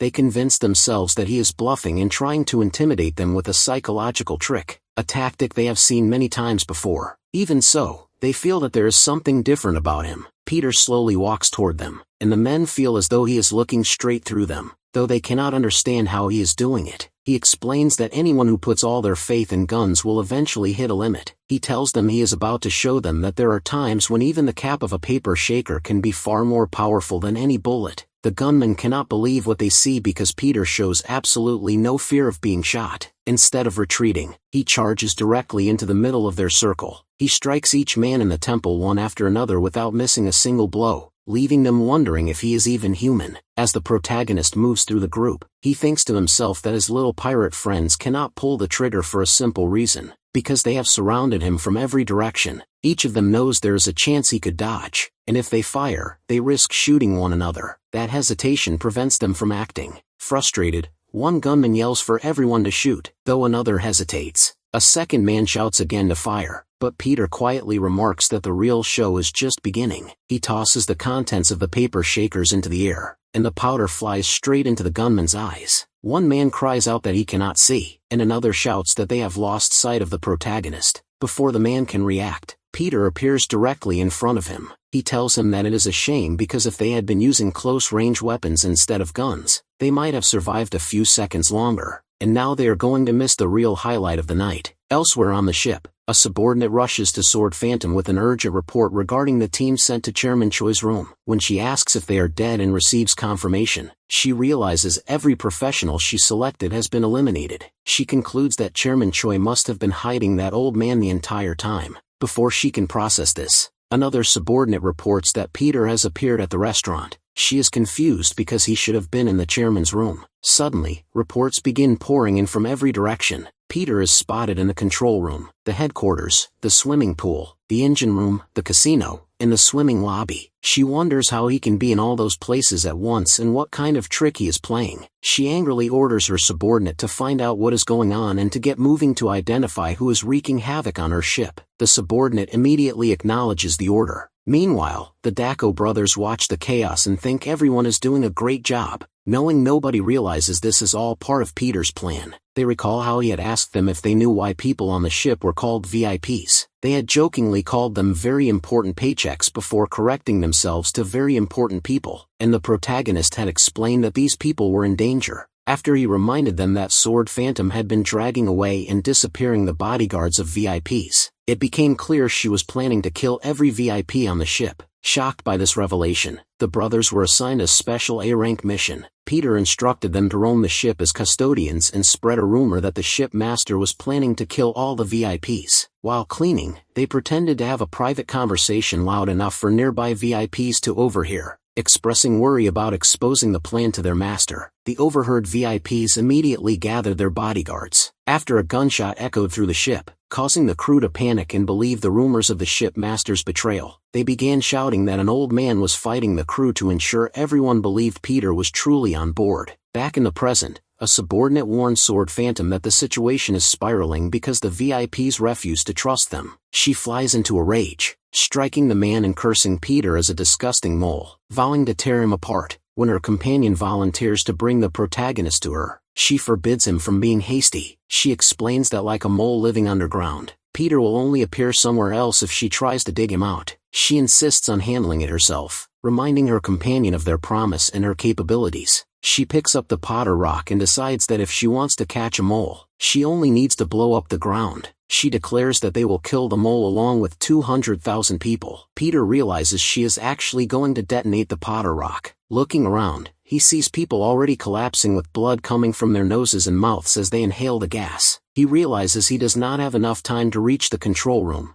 and that he must get everyone on the ship above ground immediately or everyone, including the innocent passengers and his comrades, will die. Watching the devastation, the protagonist thinks to himself that Sword Phantom does not understand he has been through situations like this countless times in his life. The Potter rock emerges as the Soviet Union's most lethal invention, a substance capable of slaughtering thousands with only a few drops. This instrument of mass destruction has been unleashed upon the Ghost crews. Peter considers the horrific symptoms of this poison, which include hair turning white, bleeding eyes, blood-filled coughing, and inevitable death. He recognizes that the true dread of the Potter rock lies in the absolute hysteria it triggers among the passengers. Panic cascades through the casino lobby, hallways, and swimming pool like the opening of Hell's Gates. As people reach their breaking points, they lose all capacity for rational thought. Peter understands that he must drive the terrified crowd up to the deck to ensure their survival. He considers using the emergency alarm in the ship's public announcement system as the fastest way to mobilize everyone, but he remembers a critical flaw. The Ghost cruise lacks any such equipment. He cannot traverse the entire vessel shouting instructions, and he is further burdened by the fact that Simon remains unconscious and vulnerable. Meanwhile, the panicked mob continues to sprint through the corridors, screaming in terror as they perceive the gas closing in. Peter tries to navigate the throng but realizes the situation is deteriorating, and his only path back to his room is blocked by the endless crush of people. Just as he wonders what to do, Chairman Choi shouts for the crowd to stop their frantic pushing. Peter turns to see the chairman carrying an unconscious Simon on his back. When the leader notices him, he calls out, and our boy urges him to find the safest possible location while he takes responsibility for Simon. Chairman Choi refuses, explaining that the Daiha group achieved greatness because they never abandon what they have claimed as their own, a principle that extends to their friends. He tells Peter to focus on his own mission and leave Simon in his care. Watching the chairman, Peter reflects on the surprising nature of life and the way people eventually mature into dependable adults. Peter agrees to trust him with Simon and promises to return. The older man warns him against heading toward the poison, but Peter continues to run forward without hesitation. Chairman Choi watches, struck by the feeling that Peter is a man capable of creating miracles, a sensation he recalls experiencing with him long ago. Elsewhere, an orchestra plays while the subordinates of the Sword Phantom scream in terror. She celebrates what she considers her total victory, imagining that Peter, the VIPs, and the Spiral Sword Master have already been dissolved by the gas, leaving nothing but corpses for her boss to find. Suddenly, the ship begins to groan and crack as its structural integrity fails. Everyone stares in shock as the vessel starts to tilt and the villain demands to know why the ship is moving. 5 minutes earlier, Peter infiltrated the control room after neutralizing the guards. He accessed the system in administrator mode, overriding the auto control and assessing the blast tank compartments. As he input the commands, he knew that emptying these massive water-filled tanks, which keep a large ship balanced, would force the vessel to tilt immediately. Since there were no alarms to guide the passengers, Peter chose to create an undeniable physical reality that would force everyone toward the surface. As the manual command executed and the first tank opened, the sudden shift in the ship's balance triggered widespread alarm, causing the passengers to scream that the ship was sinking. Peter continues with his plan, knowing the heavy gas will settle toward the lower decks, buying him time to confront the Sword Phantom. Meanwhile, in the lobby, a man directs a group of survivors toward the deck, promising safety. Their hope is interrupted when onlookers see 2 crew members murdering a passenger. When asked for an escape route, the murderous crewmen laugh, having locked the doors and mocking the wealthy passengers for believing their status matters in the face of death. Suddenly, the door shatters under a powerful blow. Junior Dako stands amidst the debris, noting that the door put up a fight against his fist. The crowd celebrates their rescue by the cleaning brothers, while the chairman and others look on with gratitude. Above, a subordinate alerts the Sword Phantom that Peter is likely at the auction area. She decides to confront him personally to finish him off. Before departing, she selects a specialized perfume from her collection, searching for a scent that is unforgettable. She dismisses one for being too sweet and settles on the one she previously used on the Spiral Swordmaster. She believes this intoxicating fragrance will force Peter to endure terrifying visions, ensuring he cannot escape his fate. Upon arriving at the auction area with her companion, the Sword Phantom sees Peter and Chairman Choi, but she becomes confused when she spots someone else. She demands to know where the Real Peter is. dismissing the man before her as a little rat. Peter calmly tests a microphone and announces the commencement of the Ghost Cruise's final auction. He presents a new item, which he reveals is actually a fake apostle of the Glory Club, the villain herself. Although she orders him to stay silent, Peter continues, listing her various titles, including Captain of the Phantom Squad and the Glory Justice Faith Sword. He opens the bidding at 10 cents. The Sword Phantom draws her blade in a rage, but Peter coolly lowers the price to 5 cents. Then 3, 2, and finally 1. When no one bids, he mocks her value, offering to pay $0 to take her off their hands. As the infuriated woman prepares to attack, Peter interrupts to ask if she truly believed she suppressed the legendary mastery of the Spiral Swordmaster that night, declaring that she still has much to learn. Peter draws his own sword and invites her to witness the peak of the authentic Spiral Swordmaster technique. The Sword Phantom dismisses the protagonist as a joke, and her companion agrees, noting that our boy looks like a mere high school student who could not possibly replicate such a technique. Even so, the associate feels uneasy, sensing that Peter possesses the skill of a true master and represents a genuine threat. The ally advises her to let him make the first move, but she insists he is getting carried away and tells him not to interfere. The comrade looks at her, knowing she will not listen to him. The Sword Phantom declares she has something to show the protagonist, promising to demonstrate exactly how she chops up little rats like him.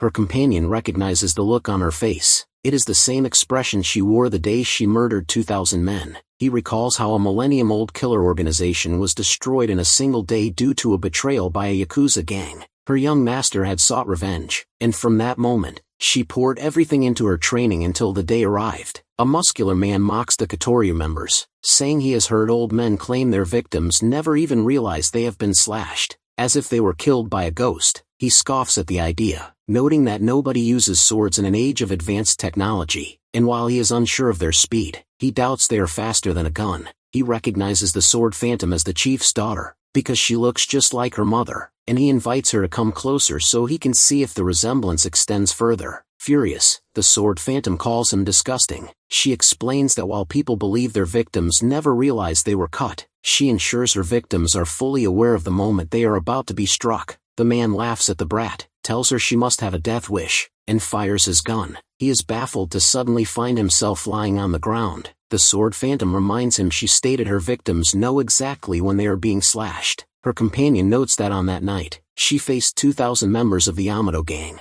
and every one of them was brutally cut down. In the present, the Sword Phantom asks Peter how he wants to die, offering him the choice. The protagonist watches as she removes her shoes, assuming she is reducing her weight to maximize her speed. He wonders if speed alone is enough to earn the title of apostle. She warns him that planning is useless because he is going to die regardless. She explains that the title of Sword Phantom is passed down to the greatest sword master of each generation, and she has prepared a technique specifically for him, one that not even the Spiral Sword Master witnessed. Peter realizes she has disappeared, and understands that the bandages on her feet are designed to reduce friction and increase her movement speed. He finds her unbelievably fast, and notes that she also possesses immense physical strength. She explains that people make the mistake of believing speed equates to a lack of power, noting that those who think so always die by her sword. Peter observes that she is not using her speed merely to move, but is channeling the recoil from that speed to generate physical power far beyond her own weight. Shockwaves ripple from their colliding blades. She tells him he missed. Her companion initially thinks he was worried for nothing, as our boy is being forced entirely onto the defensive and cannot counterattack. Still, the ally notes that Peter shows no signs of exhaustion or surrender. When the Sword Phantom demands to see the Spiral Sword Master's technique, the protagonist notes she is leaving after images that make it feel like he is fighting multiple opponents. The companion realizes Peter is not merely unable to counterattack, but perhaps chooses not to. He senses something is wrong and tries to intervene, but the Sword Phantom kicks him away, again telling him not to get in her way. The protagonist asks if she is getting tired from fighting alone, and suggests it is time for help. She calls him arrogant, but Peter retorts that her technique does not hold a candle to the Spiral Sword Master. He mocks the 5 millennium history of the Katoryu if this is all it amounts to. Enraged, she tells him to try and dodge her next attack. As they continue, Peter remembers a conversation with Simon, who had admitted that after gaining experience, he realized how many people were stronger than him. The mentor had asked if Peter thought he could become the greatest swordsman,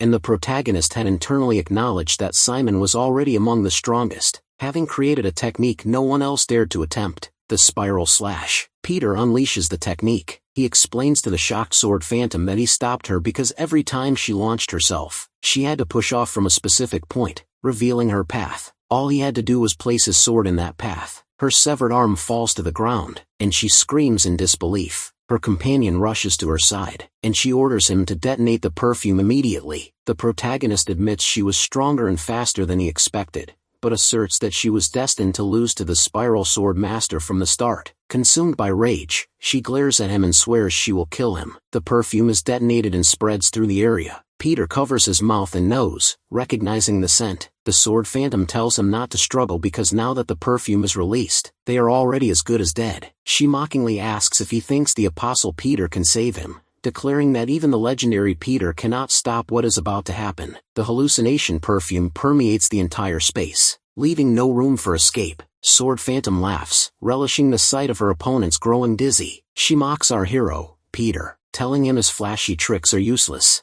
Kageo warns that he will suffer the same fate as the old man, becoming completely impaired and vulnerable. Peter considers his options, briefly wondering if he should punch through the wall and dive into the ocean to flee. Sword Phantom immediately dismisses this fantasy, telling our boy he is going to die right there. She taunts him, explaining that even if he were to come to her rescue, the moment he breathes in the perfume they would both end up flopping on the floor like fish out of water. Peter wraps his tie around his sword. Sword Phantom's companion notices that the protagonist is not stumbling from the perfume and wonders what he is doing to his weapon. Peter holds his breath and Sword Phantom notices, asking how long he expects to keep that up since the perfume has already saturated the entire area. Our boy repeats that the perfume has made escape impossible and she confirms he is exactly right. The protagonist calmly replies that he has been waiting the whole time for her to say those words. Her companion suddenly realizes something is wrong. Peter ignites his lighter, setting the tie wrapped around his sword on fire. He explains that he knew she felt invincible because of her secret weapon, but the protagonist intends to show her exactly how vulnerable that choice made her. Sword Phantom stares at him in shock. Her accomplice realizes the perfume is highly combustible and understands that our boy can easily set it off. He wonders how Peter figured out its properties, suddenly remembering an earlier moment when the protagonist must have discovered the secret. Sword Phantom dismisses it as another one of his ridiculous tricks. Holding her sword in her remaining hand, the assassin tells him that a little campfire will not save him. She insists the entire place is covered in her perfume and dares him to see how far his tiny flame gets him before he starts hallucinating. Peter says he is glad she understands. The enemy stares in disbelief, wondering how this is possible. Our boy declares that he is going to set the entire place ablaze. He swings his burning sword and flames spread throughout the area. Sword Phantom shouts in shock, questioning why the entire floor is catching fire. Her companion realizes that Peter planned this from the very beginning. He recalls that the protagonist spent the fight knocking wine bottles onto the floor, not to scatter glass as a hindrance, but to coat the floor in alcohol. Sword Phantom angrily calls our boy a little brat and charges at him. Peter observes that she has lost her left arm, which is essential for balance. Her movements are slower and weaker, and our boy realizes she has finally reached her limit. The protagonist notes that he did not expect things to end this way,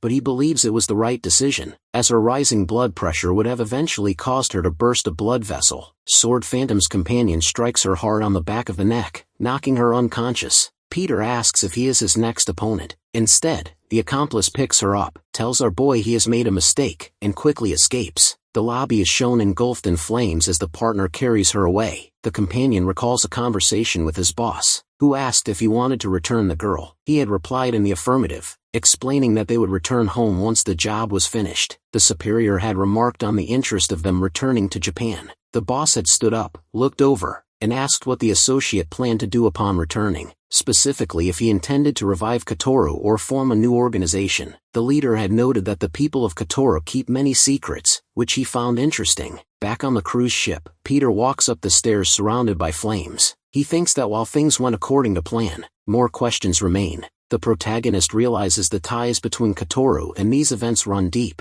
He remembers a phone conversation with Jaiwan while they were traveling to the ship. She had explained that the leader became head of Kotoru at a young age, taking down thousands with a small body, yet the ally could not understand how she became the new Simon. Our boy had asked for clarification, and she explained that apostles were chosen from agents trained at the Yongwang orphanage. The colleague noted that their skills were irreplaceable and that they were considered more dangerous than nuclear weapons. She questioned why Sword Phantom, who she found inferior to the previous Simon in every aspect, was chosen for the role. The informant suspected something was going on and wondered how this girl received a free pass. Remembering this, Peter realizes Jaiwan was right. He thinks back to her staring at the computer, confused by the data. Outside on the deck, our boy stands among the fire and wonders why someone would live in the shadow of Sword Phantom. The protagonist asks his opponent if he agrees. Kagyo. From the flames, the companion emerges. It is revealed that this man is the true Apostle Simon, a member of the Japanese killer organization Katoru and a subordinate to their leader. As they face each other, Kagyo tells him that he has been taught that in this industry, the curious die early. Peter agrees it is helpful advice. Our boy realizes he has no information on how this man fights. Unlike his previous battle with Nathaniel, the protagonist has no way to predict the man's moves, but he can see that despite his support role, he possesses an unnatural level of power. Kagyo asks if Peter is just Chairman Choi's bodyguard and questions his true identity and relations. Our boy says he would love to provide the details. While studying Kagyo, the protagonist decides he needs to uncover the truth about this man. He moves toward the opponent, ready to fight, and repeats that in this industry, the curious die early. The fight between Peter and Kagyo begins with our boy immediately struggling to read his opponent. The protagonist initially wonders if Kagyo trained in karate, but he quickly dismisses the idea because the man's stance bears no resemblance to that discipline.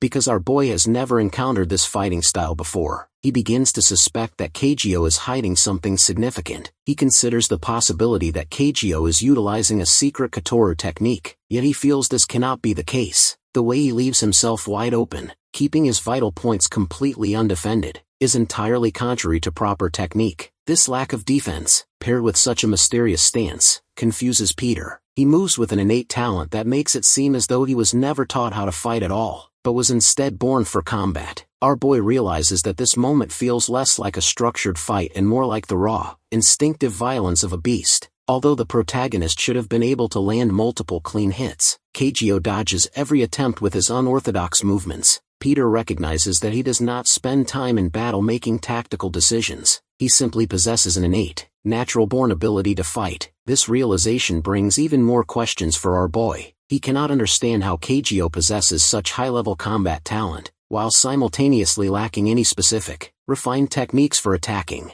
The protagonist observes the man's mysterious flexibility, his swift, unreadable footwork, and his undefined style, eventually arriving at a sudden understanding. As they slide back across the roof, Kagyo acknowledges that Peter is strong, but he considers that to be the extent of his opponent's ability. He decides he will not need to reveal his hidden power here. Our boy tells Kagyo that he is too clumsy, noting that while he possesses raw skill, his offense and defense are highly inefficient. Peter asks if Kagyo has never been taught how to fight, then corrects himself, realizing that more accurately, he was never allowed to learn. Simon is shocked and wonders how the protagonist deduced this. Our boy expresses his bewilderment, noting that Kagyo is powerful enough to be a force on his own, yet he has spent his entire life remaining in the shadow of the Sword Phantom. The protagonist wonders what has kept him suppressed for so long and asks if Team 1 has finished their mission. A memory surfaces in Kagyo's mind. The chief of Katoru asks if Team 1 has completed their mission, and a subordinate confirms they have. The scene shifts to the real Katoru, where the 23rd chief resides. His subordinate mentions that Team 1, led by a young lady, managed to take down the powerful second Oryu. The chief remarks that his people deserve a better life than that. He explains that the true way of Katoru is to strike a victim before they even realize it. Questioning if this was actually done by his people, the chief decides this is not the way of Katoru, describing the aftermath as the work of an untamed beast, similar to the marks left by an animal taking revenge on its prey. When the subordinate clarifies that this was not the work of their team, the chief asks what he means. The subordinate explains that no other organization was involved either, and that the mission was simply too difficult for Team 1. Kagyo, identified as Apostle Kagyo, had handled the task entirely on his own. Later, the chief discusses him with his subordinate at his home. The chief admits that Kagyo possesses a great, albeit dangerous talent, noting that he is the only one left of the second Oryu bloodline. He reflects that out of everyone he has seen in his life, Simon is truly born to kill. When the subordinate suggests they should quietly eliminate him to prevent information leaks, the chief asks how much he knows about fleas. He explains that while fleas can jump many times their own size, a flea trapped in a jar for a long time will stop jumping higher than the lid. Having learned to accept that height as its limit, the chief admits that he has trapped Kagyo like that flea, ensuring that no matter how hard the boy tries to jump, he will never surpass his master. Simon, standing outside the room, hears these words. Back in the present, Peter tells Kagyo that he has clearly lived his life being suppressed and cannot function without his master. Kagyo tells our boy that he is doomed. The protagonist replies that Kagyo is doing a disservice to his master's words. Tired of the talk, he moves toward Peter, telling him he speaks far too much. Our boy asks what is wrong with their conversation, and as they fight, he finds himself increasingly amazed. Every reckless, creative move Kagyo makes suggests that he never needed formal training. The protagonist believes Kagyo has always felt confident he could win regardless of the opponent, using his instincts to project the killing intent of a true predator. However, Peter remains convinced that he is hiding something. After they trade attacks and slide backward, Kagyo observes that Peter has been consistently targeting his legs. He realizes that our boy is setting a trap to immobilize him, remembering that the protagonist used similar tactics against the sword phantom. Simon decides to use this to his advantage. He plans to pretend to fall for the trap,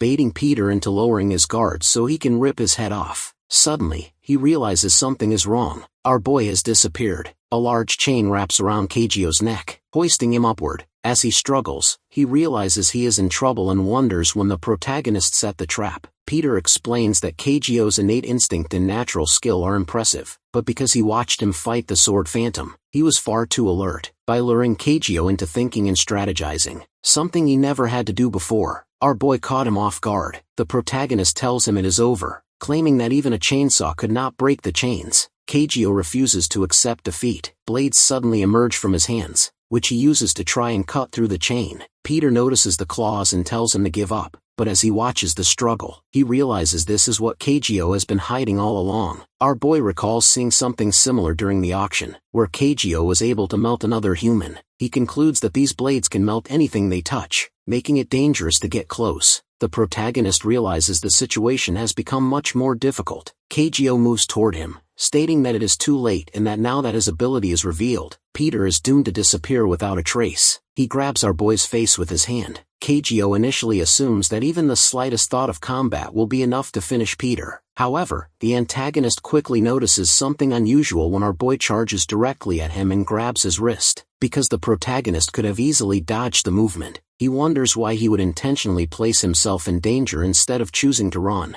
He soon realizes that Peter is merely pretending to be hit, specifically to get a closer look at the palm of his hand. He tells him that such tactics will not help and that he is going to die regardless of his efforts. The protagonist slides back and jumps away to regain his distance. He realizes that Kagyo intentionally cut his own palm to use those claws for combat. But more importantly, our boy identifies that the real mystery is the strange liquid bleeding from the opponent's hand. As they face each other again, Peter asks what is inside the blood, noting that it appears capable of melting everything from metal to flesh. He expresses confusion over how human blood could possess such destructive properties. Kagyo dismisses the question, telling the protagonist that he will have to defeat him first if he wants to find out, meaning he will never get the answer. Kagyo charges and Peter notes that his opponent has become significantly faster and stronger with his true power manifesting through those claws. Our boy realizes the fight will be difficult because of the unique blood. He cannot find a way to get close enough to launch an attack. As Kagyo strikes from multiple directions, the protagonist manages to grab his wrist again. Recognizing the situation, Peter mentions that there is only one group known to possess this type of blood. He admits he is surprised because he believed they had gone extinct long ago. Our boy asks if Kagyo is one of them and speaks the name Dokuyoryu. Kagyo is shocked that Peter knows this history. The protagonist explains that all descendants of the Dokuyoryu were thought to have died out and asks how he survived. In the past, a chief stood with his subordinate after they eliminated their targets, officially declaring the Dokuyoryu extinct. When the subordinate asks what to do about the remaining items, the chief discovers large wooden containers holding children submerged in liquid. The subordinate explains that every baby in the organization has died except for one and asks if they should finish the job. The chief finds it interesting that the child survived all their previous killings and decides that keeping at least one alive would not hurt. This event marked the beginning of Kagyo's feud with Kotoryu. It is revealed that the surviving child was Kagyo. He spent his time in Kotoryu, among other children training in combat. During a session, the child defeats all his peers with ease. When one child complains that his leg is burning, it becomes clear that his leg is dead and others call for a doctor. While someone asks the boy why he went so far in a simple sparring match, he insists he did nothing. The chief watches and observes that for generations, the Dokuryū had taken in people with poison resistance, feeding them lethal toxins to increase the acidity of their blood. He realizes this process was intended to create a special breed of poison warrior with innate battle talent. The chief concludes that if left alone, the child will reach an incredible level of power and decides to keep him alive. As time passes, an instructor teaches the children to kill with one strike, emphasizing that the way of Kotoryu is to slash victims before they even realize it. Kagyo watches from the outside, realizing that the blood in his veins makes him different, causing others to fear and avoid him. After an instructor strikes him and tells him to clean up, the child practices alone. He wonders why he was born this way and why everyone hates him. While training, he strikes a tree until it falls. As it hits the ground, he finds a bird and tries to return it to its family, but realizes with horror that the bird melts in his hand. Understanding that anything touching his blood will be destroyed, the boy decides that since he is doomed to be alone and hated, he might as well make everyone fear him. Back in the present, Kagyo tells Peter that Kotoryu eradicated his clan, asking why our boy would serve them when he could have restored his own. The protagonist remains stoic, telling him to stop talking because he does not know him. When our boy asks who Simon really is, he speculates that if the protagonist is associated with Apostle Peter, he must be part of Glory. He notes that Peter possesses sword skills that rival his master's, wondering why he has never heard of him. Our boy reiterates that he will have to win to find out, then lands a powerful kick on Kagyo's chin. The protagonist realizes that even though he did not use his full power, the kick did nothing. He recognizes a catch-22, as he cannot win unless he makes the blood non-poisonous. Kagyo attacks with a powerful strike, sending Peter crashing through a wall. As our boy gets up, he notices some cleaning equipment nearby. The enemy breaks through the wall and tells the protagonist to give up, offering him a painless death if he is angry. Kagyo demands to know where Apostle Peter is. The protagonist brushes the dust off his shoulder, remarking that his opponent is impressive and likely has never come close to being defeated. When Peter tells him to come at him, the enemy is surprised and asks if he is joking since his life is in danger. Our boy insists he is there for a serious fight and picks up a mop. Kagyo asks if he has given up, but the protagonist explains that he is going to use his secret weapon. The enemy insists that whether the combat is long range or close range, Peter has no chance of winning. Our boy concedes that he might be right, but notes that he does not realize just how dangerous the fight is about to become now that he has the mop. Kagyo asks Peter if he chose a weapon for long-range combat. Our protagonist tells him he will find out soon enough. The opponent notes that a wooden stick is useless against his reach, but Peter remains confident. Although he cannot quite grasp what his opponent plans to do with a simple mop, he knows our protagonist is always thinking several steps ahead. Peter calls out, mentioning that waiting around is becoming boring. Kagyo looks at Peter and realizes he cannot get close because the mop is being used to control the distance. The attacker decides he must endure the attacks to close the gap. He is not afraid of injury, believing that one successful strike will end the fight. Suddenly, he finds his claws entangled in the mop fibers. Peter triumphantly tells him that he is trapped and should give up. Kagyo dismisses this as a joke and slices through the wooden mop. He tells Peter that such a weak trap cannot stop his full power and he charges forward, breaking through the debris. The fighter admits he underestimated our hero, noting that Peter has more to offer than simple tricks. Peter explains that the true issue is that Kagyo is actually underestimating his abilities. His rival demands to know what he means, feeling annoyed by Peter's words, and he moves to silence him once and for all. However, the adversary is suddenly surprised. While Peter stands firm, Kagyo collapses to the ground. He asks what is happening, wondering if he somehow tripped on the mop debris. As he spins around, he notices his arms are failing him. Peter explains that he possesses a lethal, dangerous weapon, which is why he avoids close combat. He reveals that Kagyo's poisonous blood has a fatal weakness. When the acidic blood meets a highly alkaline chemical, a reaction occurs that renders the acid useless. Because the mop was treated with these chemicals, the trap effectively neutralized the enemy's primary weapon.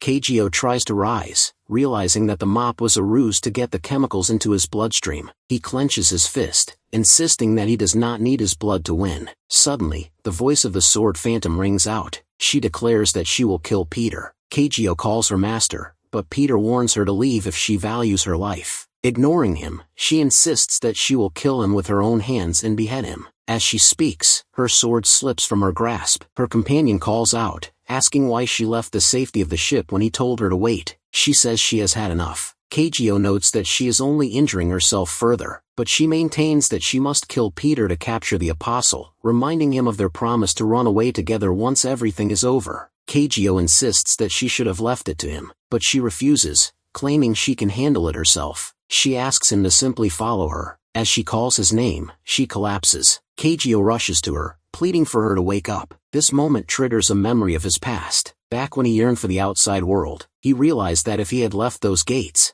he would have avoided the bullying and abuse he suffered. However, he stayed for one reason, her. He remembers a young sword phantom running toward him with flowers, excitedly showing him how beautiful and fragrant they were. He realized then that the scent of those flowers washed away his bitterness and loneliness, bridging the gap between their different social standings. When he told her she should not stay close to him, she laughed and said she would hug him as much as she wanted. Soon, a subordinate arrived to escort her away, and for his interaction with her, Kagyo was beaten by the chief, who called him an atrocious monster and a lowly, vile creature. He reflects on how they were forbidden from interacting, whether because of his cursed blood or her royal status, creating a divide he could never cross. While the chief trained her to inherit the Kotoryu title, Kagyo remained a shadow lurking in the background, which he felt was enough. Years later, on her birthday, the maids celebrated her with expensive gifts, including a perfume sent by the Fujiwara household. Outside, Kagyo held his own much cheaper perfume, having trained himself to forget his feelings because he knew she deserved better. Everything changed when the Yamato Gumi attacked, releasing a deadly gas. The loyal protector hid the sword phantom and carried her away as the chaos unfolded. After the incident, she became a different person, training obsessively. Despite his pleas for her to rest, she pushed herself to the brink of sickness, seeking revenge. They eventually spent years in a cave, and after she sharpened her skills, they made 2,000 members of the gang disappear. With no home left, they discussed going to a deserted island. She imagined a life there but worried about the heat. Kagyo promised that he would be the shadow that covered her. Returning to the present, he looks at the sword phantom in his arms. He notices the perfume bottle he bought her so long ago. She reveals that she kept it for 10 years, never wanting to waste a drop, but now she wants to use it. When he tells her it has expired, he sprays it on himself instead. She says it smells wonderful and thanks him for always protecting her. She apologizes for not being able to keep their promise to run away and bids him farewell. As she kisses him, he realizes she has come into contact with his poisonous blood. He begs her to spit it out, but she believes this is the best ending,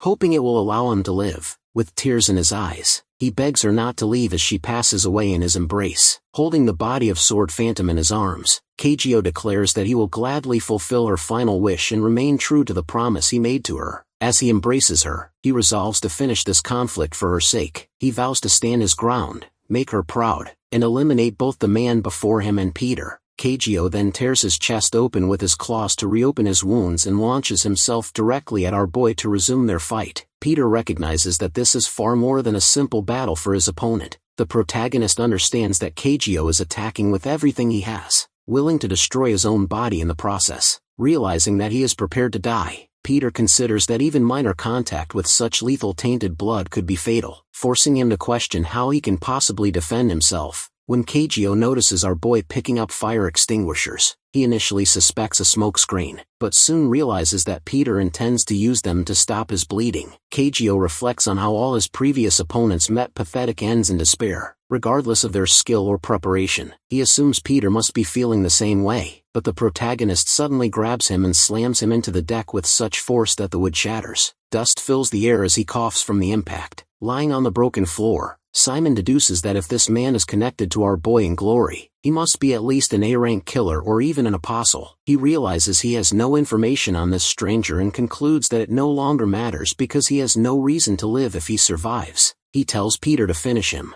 Peter asks if Kagyo ever wondered why the Yamato Gumi attacked the Kotoryu. After he expresses his confusion, our boy suggests he imagined that Glory orchestrated the entire event. The protagonist explains that 10 years ago, Glory's boss sought to recruit new apostles and fixated on the Kotoryu, which had ruled the assassination world for a millennium. When the chief of the Kotoryu rejected the offer, Glory's boss vowed to make the organization his own by forcing them into a position where they had no choice but to submit. The first phase involved manipulating the Yamato Gumi to eradicate the Kotoryu. That night, the organization was wiped out and every step Kagyo and Sword Phantom took afterward followed the path intended by Glory. After they wandered aimlessly following their revenge, Glory approached them with the offer to become apostles, ultimately obtaining exactly what it wanted. Kagyo refuses to accept this, insisting that Peter is lying, but the protagonist tells him to ask his boss, Raphael. This name causes Kagyo to freeze, triggering a memory of when his boss offered him the title of Apostle Simon. He had refused, stating he lived only to serve Sword Phantom. The boss then proposed giving the title to her so he could continue serving her without betrayal. Back in the present,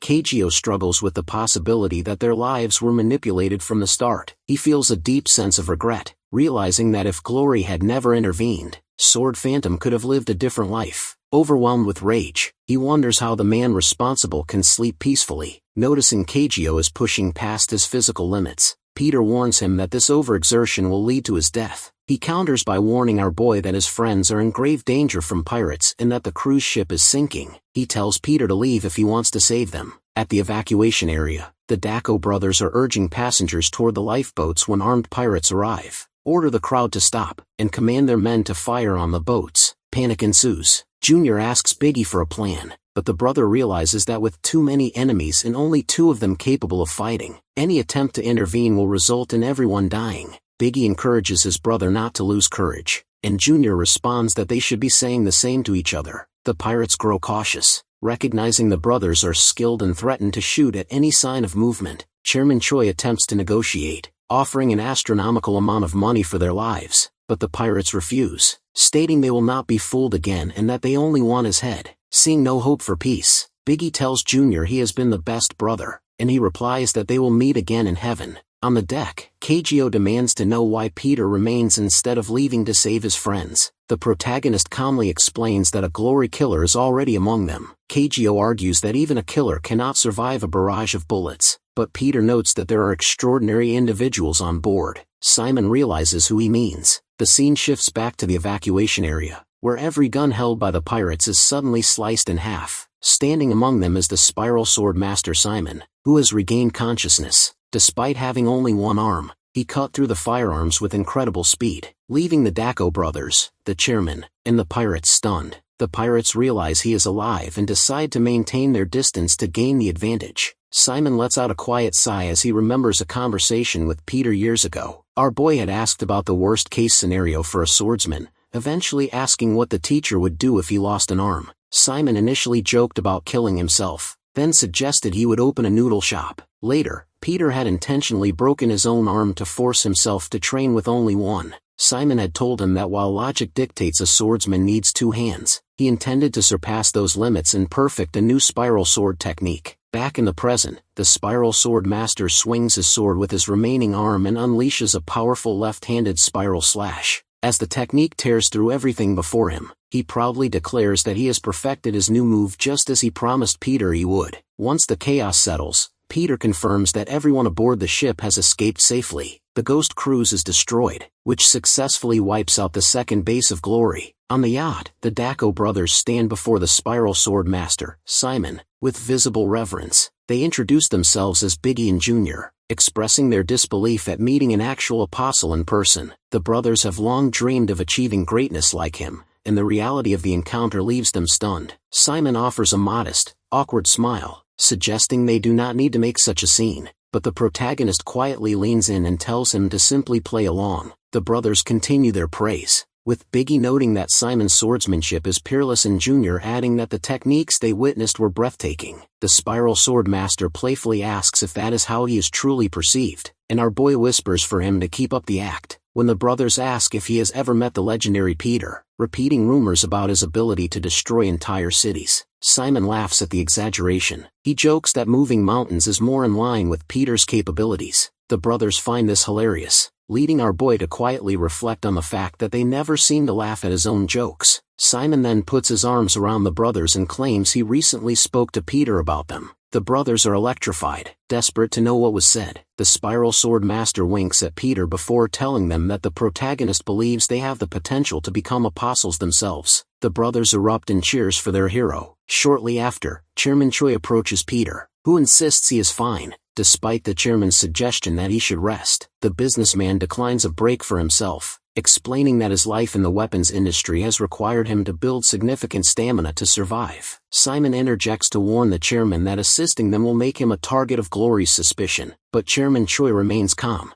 noting that Glory still believes he is away on business. Peter gazes out at the sea, contemplating the situation. Out of thousands of islands in Korea, UIL is among the most isolated, yet Glory tracks Simon there with ease. Our boy realizes Glory must have known about their alliance all along. He concludes that while Raphael is undoubtedly furious over his latest humiliation, this is only the beginning of a much larger conflict. Later, at Jiwon's house, she greets Simon with a mix of affection and biting insults, teasing him for looking old and smelling like a man past his prime. The spiral sword master reminds her of the days when she used to chase him, calling him more handsome than any movie star, but the blind woman dismisses it as a thing of the past. When he playfully cries out that her teasing is physically painful, she points out the absurdity of his claims, since she is only patting his back. The mood shifts when Simon asks what Raphael is truly planning, citing the recurring schemes at Yonghwam Hospital and the Ghost Cruise. When he asks if Peter and Jiwon are ganging up on him, the host explains that Raphael's ultimate goal is the total elimination of Peter and everything he represents. The narrative shifts back to 2013 at Yonghwam Cathedral, where the former apostles gather before Father Gabriel. An apostle reports that they have finally achieved independence and brought peace to the nation, acknowledging the sacrifice of the many children buried under the tombstones. Father Gabriel addresses them with deep affection, granting all 12 apostles their official retirement. The priest encourages them to leave their violent past behind and experience the outside world. Raphael, Father Gabriel's right-hand man and the leader of Glory, vehemently opposes this. He cannot understand why his father would discard such powerful assets. The priest explains that the apostles are not weapons, but his beloved children, and that the world no longer requires their service. He orders Raphael to leave, but the rejection fuels the young man's frustration, believing his father has been compromised or changed. The leader of Glory punches a statue until it collapses. He decides that the Lord's will is his own, and he takes control. He establishes the Glory Club, using the orphanage's reputation to build a global killer organization. To succeed, he determines he must eliminate the original apostles who serve as the foundation of the industry, with Peter standing as his primary obstacle. In the present, Jiwon is fuming, her blood boiling at the mention of Raphael. She demands to know why Peter brought a new apostle into her home. They look over to find Kagyo sleeping on the bed. Our boy pulls a frustrated Jiwon away, telling her to keep her voice down. They wonder what to do when Kagyo wakes, and Peter assures them the target will not be hostile. Simon jokes that he will not be hostile toward the hostile either, earning an annoyed glare from the woman. When they realize Kagyo is already awake, Jiwon prepares to kill him. Despite Peter questioning her confidence in a fight while she is blind, Simon offers to protect her, but she insults his one-armed status. When they enter the room, they find it empty. Kagyo has disappeared despite his injuries and the heavy tranquilizer. The protagonist calmly states he is not worried because he knows exactly where the injured man has gone. At Raphael's headquarters, the leader sits with his new apostles, frustrated that they still know nothing of Peter's true identity. Despite his involvement in recent events, the new recruits bicker among themselves, mocking each other's focus on fitness over combat skills and trading threats. Raphael eventually demands silence, reminding them they are the world's strongest. Suddenly, the door is smashed open.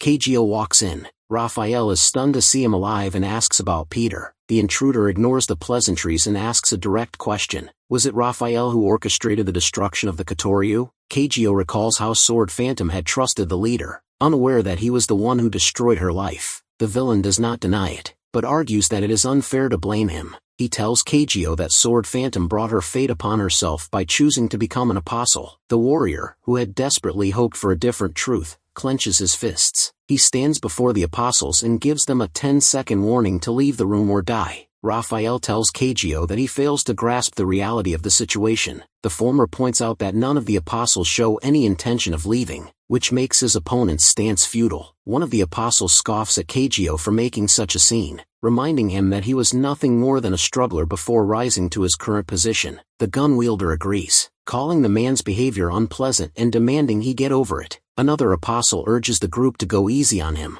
noting that the former member fought hard to get where he is and suggests they settle their nerves over a cup of tea. However, one member immediately refuses, declaring he will not share a drink with someone so disgusting who smells of blood. Kagyo realizes he is trapped and, accepting his fate, vows that even if he is buried tonight, he will take all of them down with him. As our boy advances, an apostle attacks, warning the target to stay quiet because his arrogance is becoming intolerable. Kagyo tells John to enjoy his laughter while he can, warning him that a single drop of his blood is enough to kill him. The assassin acknowledges the potency of his opponent's blood but remains unfazed, claiming that the target will never manage to get a single drop on him. Kagyo prepares to strike, noticing that John is focused entirely on avoiding contact with his blood. Seeing this distraction, the protagonist attempts to attack from a blind spot. The assassin moves quickly and lands an attack. Believing he has eliminated his opponent, Kagyo realizes he only survived because the enemy had been positioned behind him, and our boy notices that the attacker used a shield to block the counterattack. Meanwhile, Kagyo realizes he has lost too much blood and reached his limit. Our boy determines he must retreat to recover so he can eventually fight them again for the sake of the sword phantom. As the warrior leaves through a broken window, one apostle assumes their bullying scared him off, but John insists they cannot let a traitor escape and should hunt him down. Raphael stops them, noting that Kagyo is merely emotional and that they will surely meet him again. As Kagyo vanishes, Raphael remains troubled, wondering how the escapee knew about the secret meeting between Bob and Peter. Since the rogue has no connection to Nathaniel, the strategist concludes that Peter must have a powerful accomplice providing him with resources. Raphael turns his attention to the chairman of the Deja group, who had been rumored to be on the cruise despite showing no prior interest. Recalling that the chairman had avoided a meeting by claiming to be on a business trip, the masterminding apostle suspects the man is assisting Peter. Deciding the timing is perfect, Raphael notes that he needs a new weapon warehouse and sets his sights on the Deja group. Raphael tasks John with the hit, reminding him that since he successfully killed Father Gabriel, eliminating Chairman Choi should be simple. When the killer expresses confidence despite the elite security, his commander recognizes his readiness and orders him to proceed. Elsewhere, Jywin,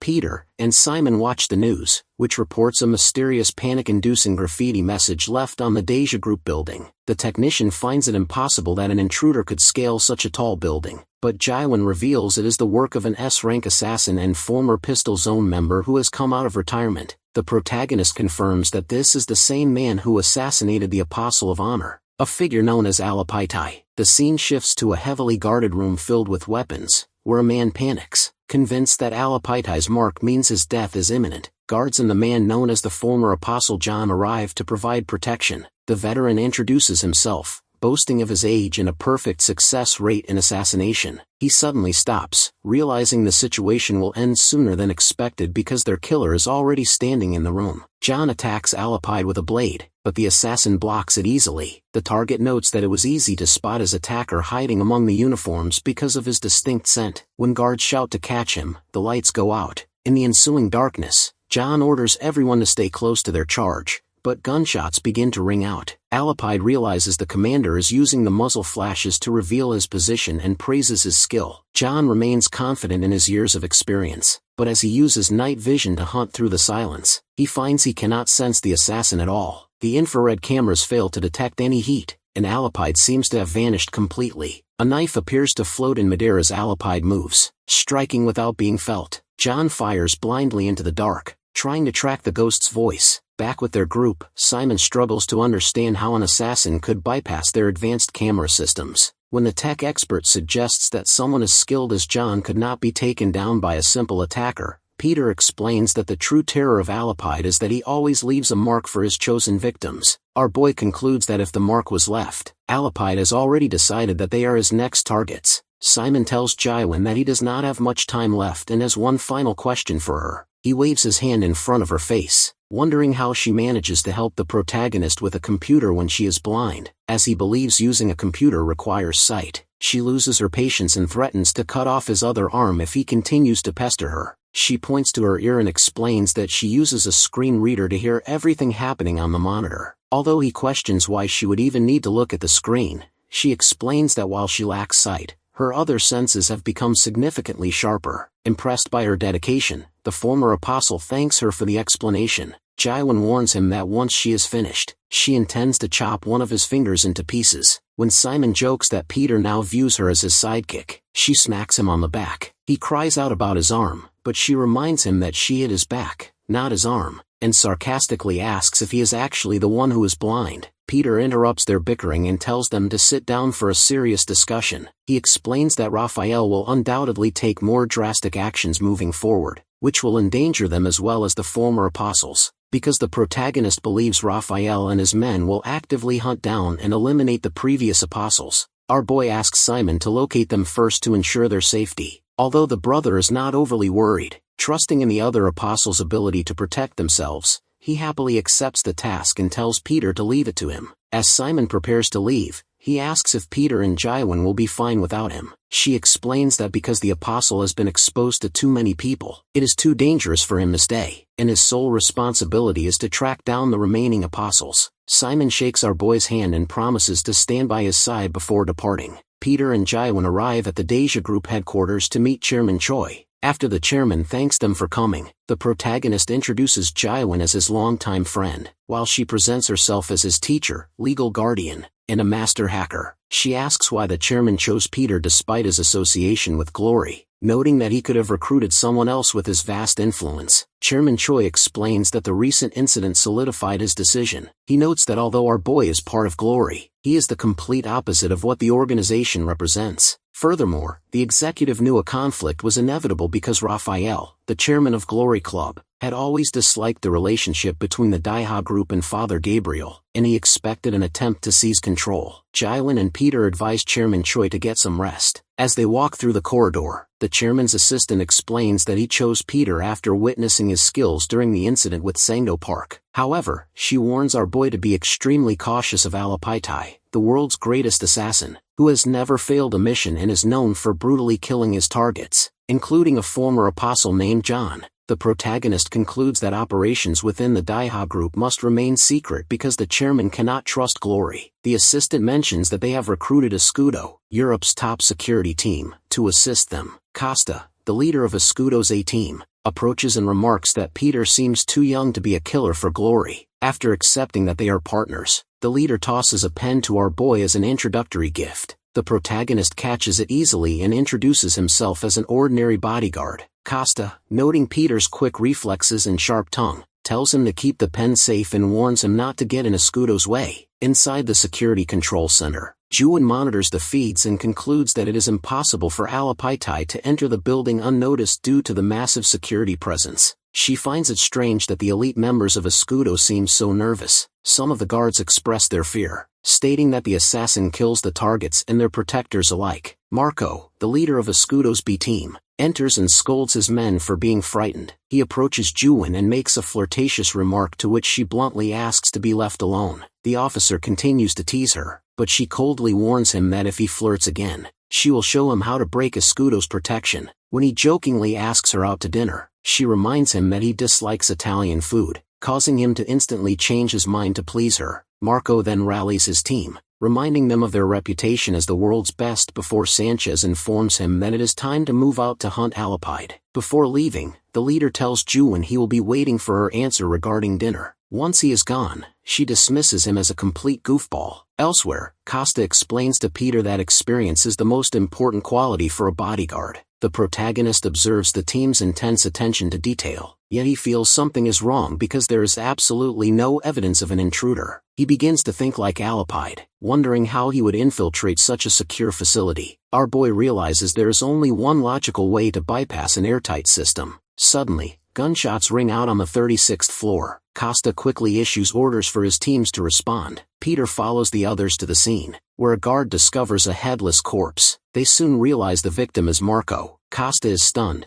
unable to understand how someone entered without being detected, and orders everyone to check on Chairman Choi. Peter explains to Costa that his earlier assumption was wrong, since there has been no trace of outside entry for 2 days. Our boy concludes that Alapide has been inside the building the entire time, disguised as a staff member. Everyone's phones then receive a notification containing a video. The footage shows the hallway in darkness, where Marco is suddenly dragged away by an unseen figure. The protagonist recognizes the attacker as the assassin and realizes he is an exceptionally meticulous and confident opponent. Although Alapide is currently hidden, the video ends with a message written on the victim's face, declaring that no one will leave the building alive and challenging Peter to a duel.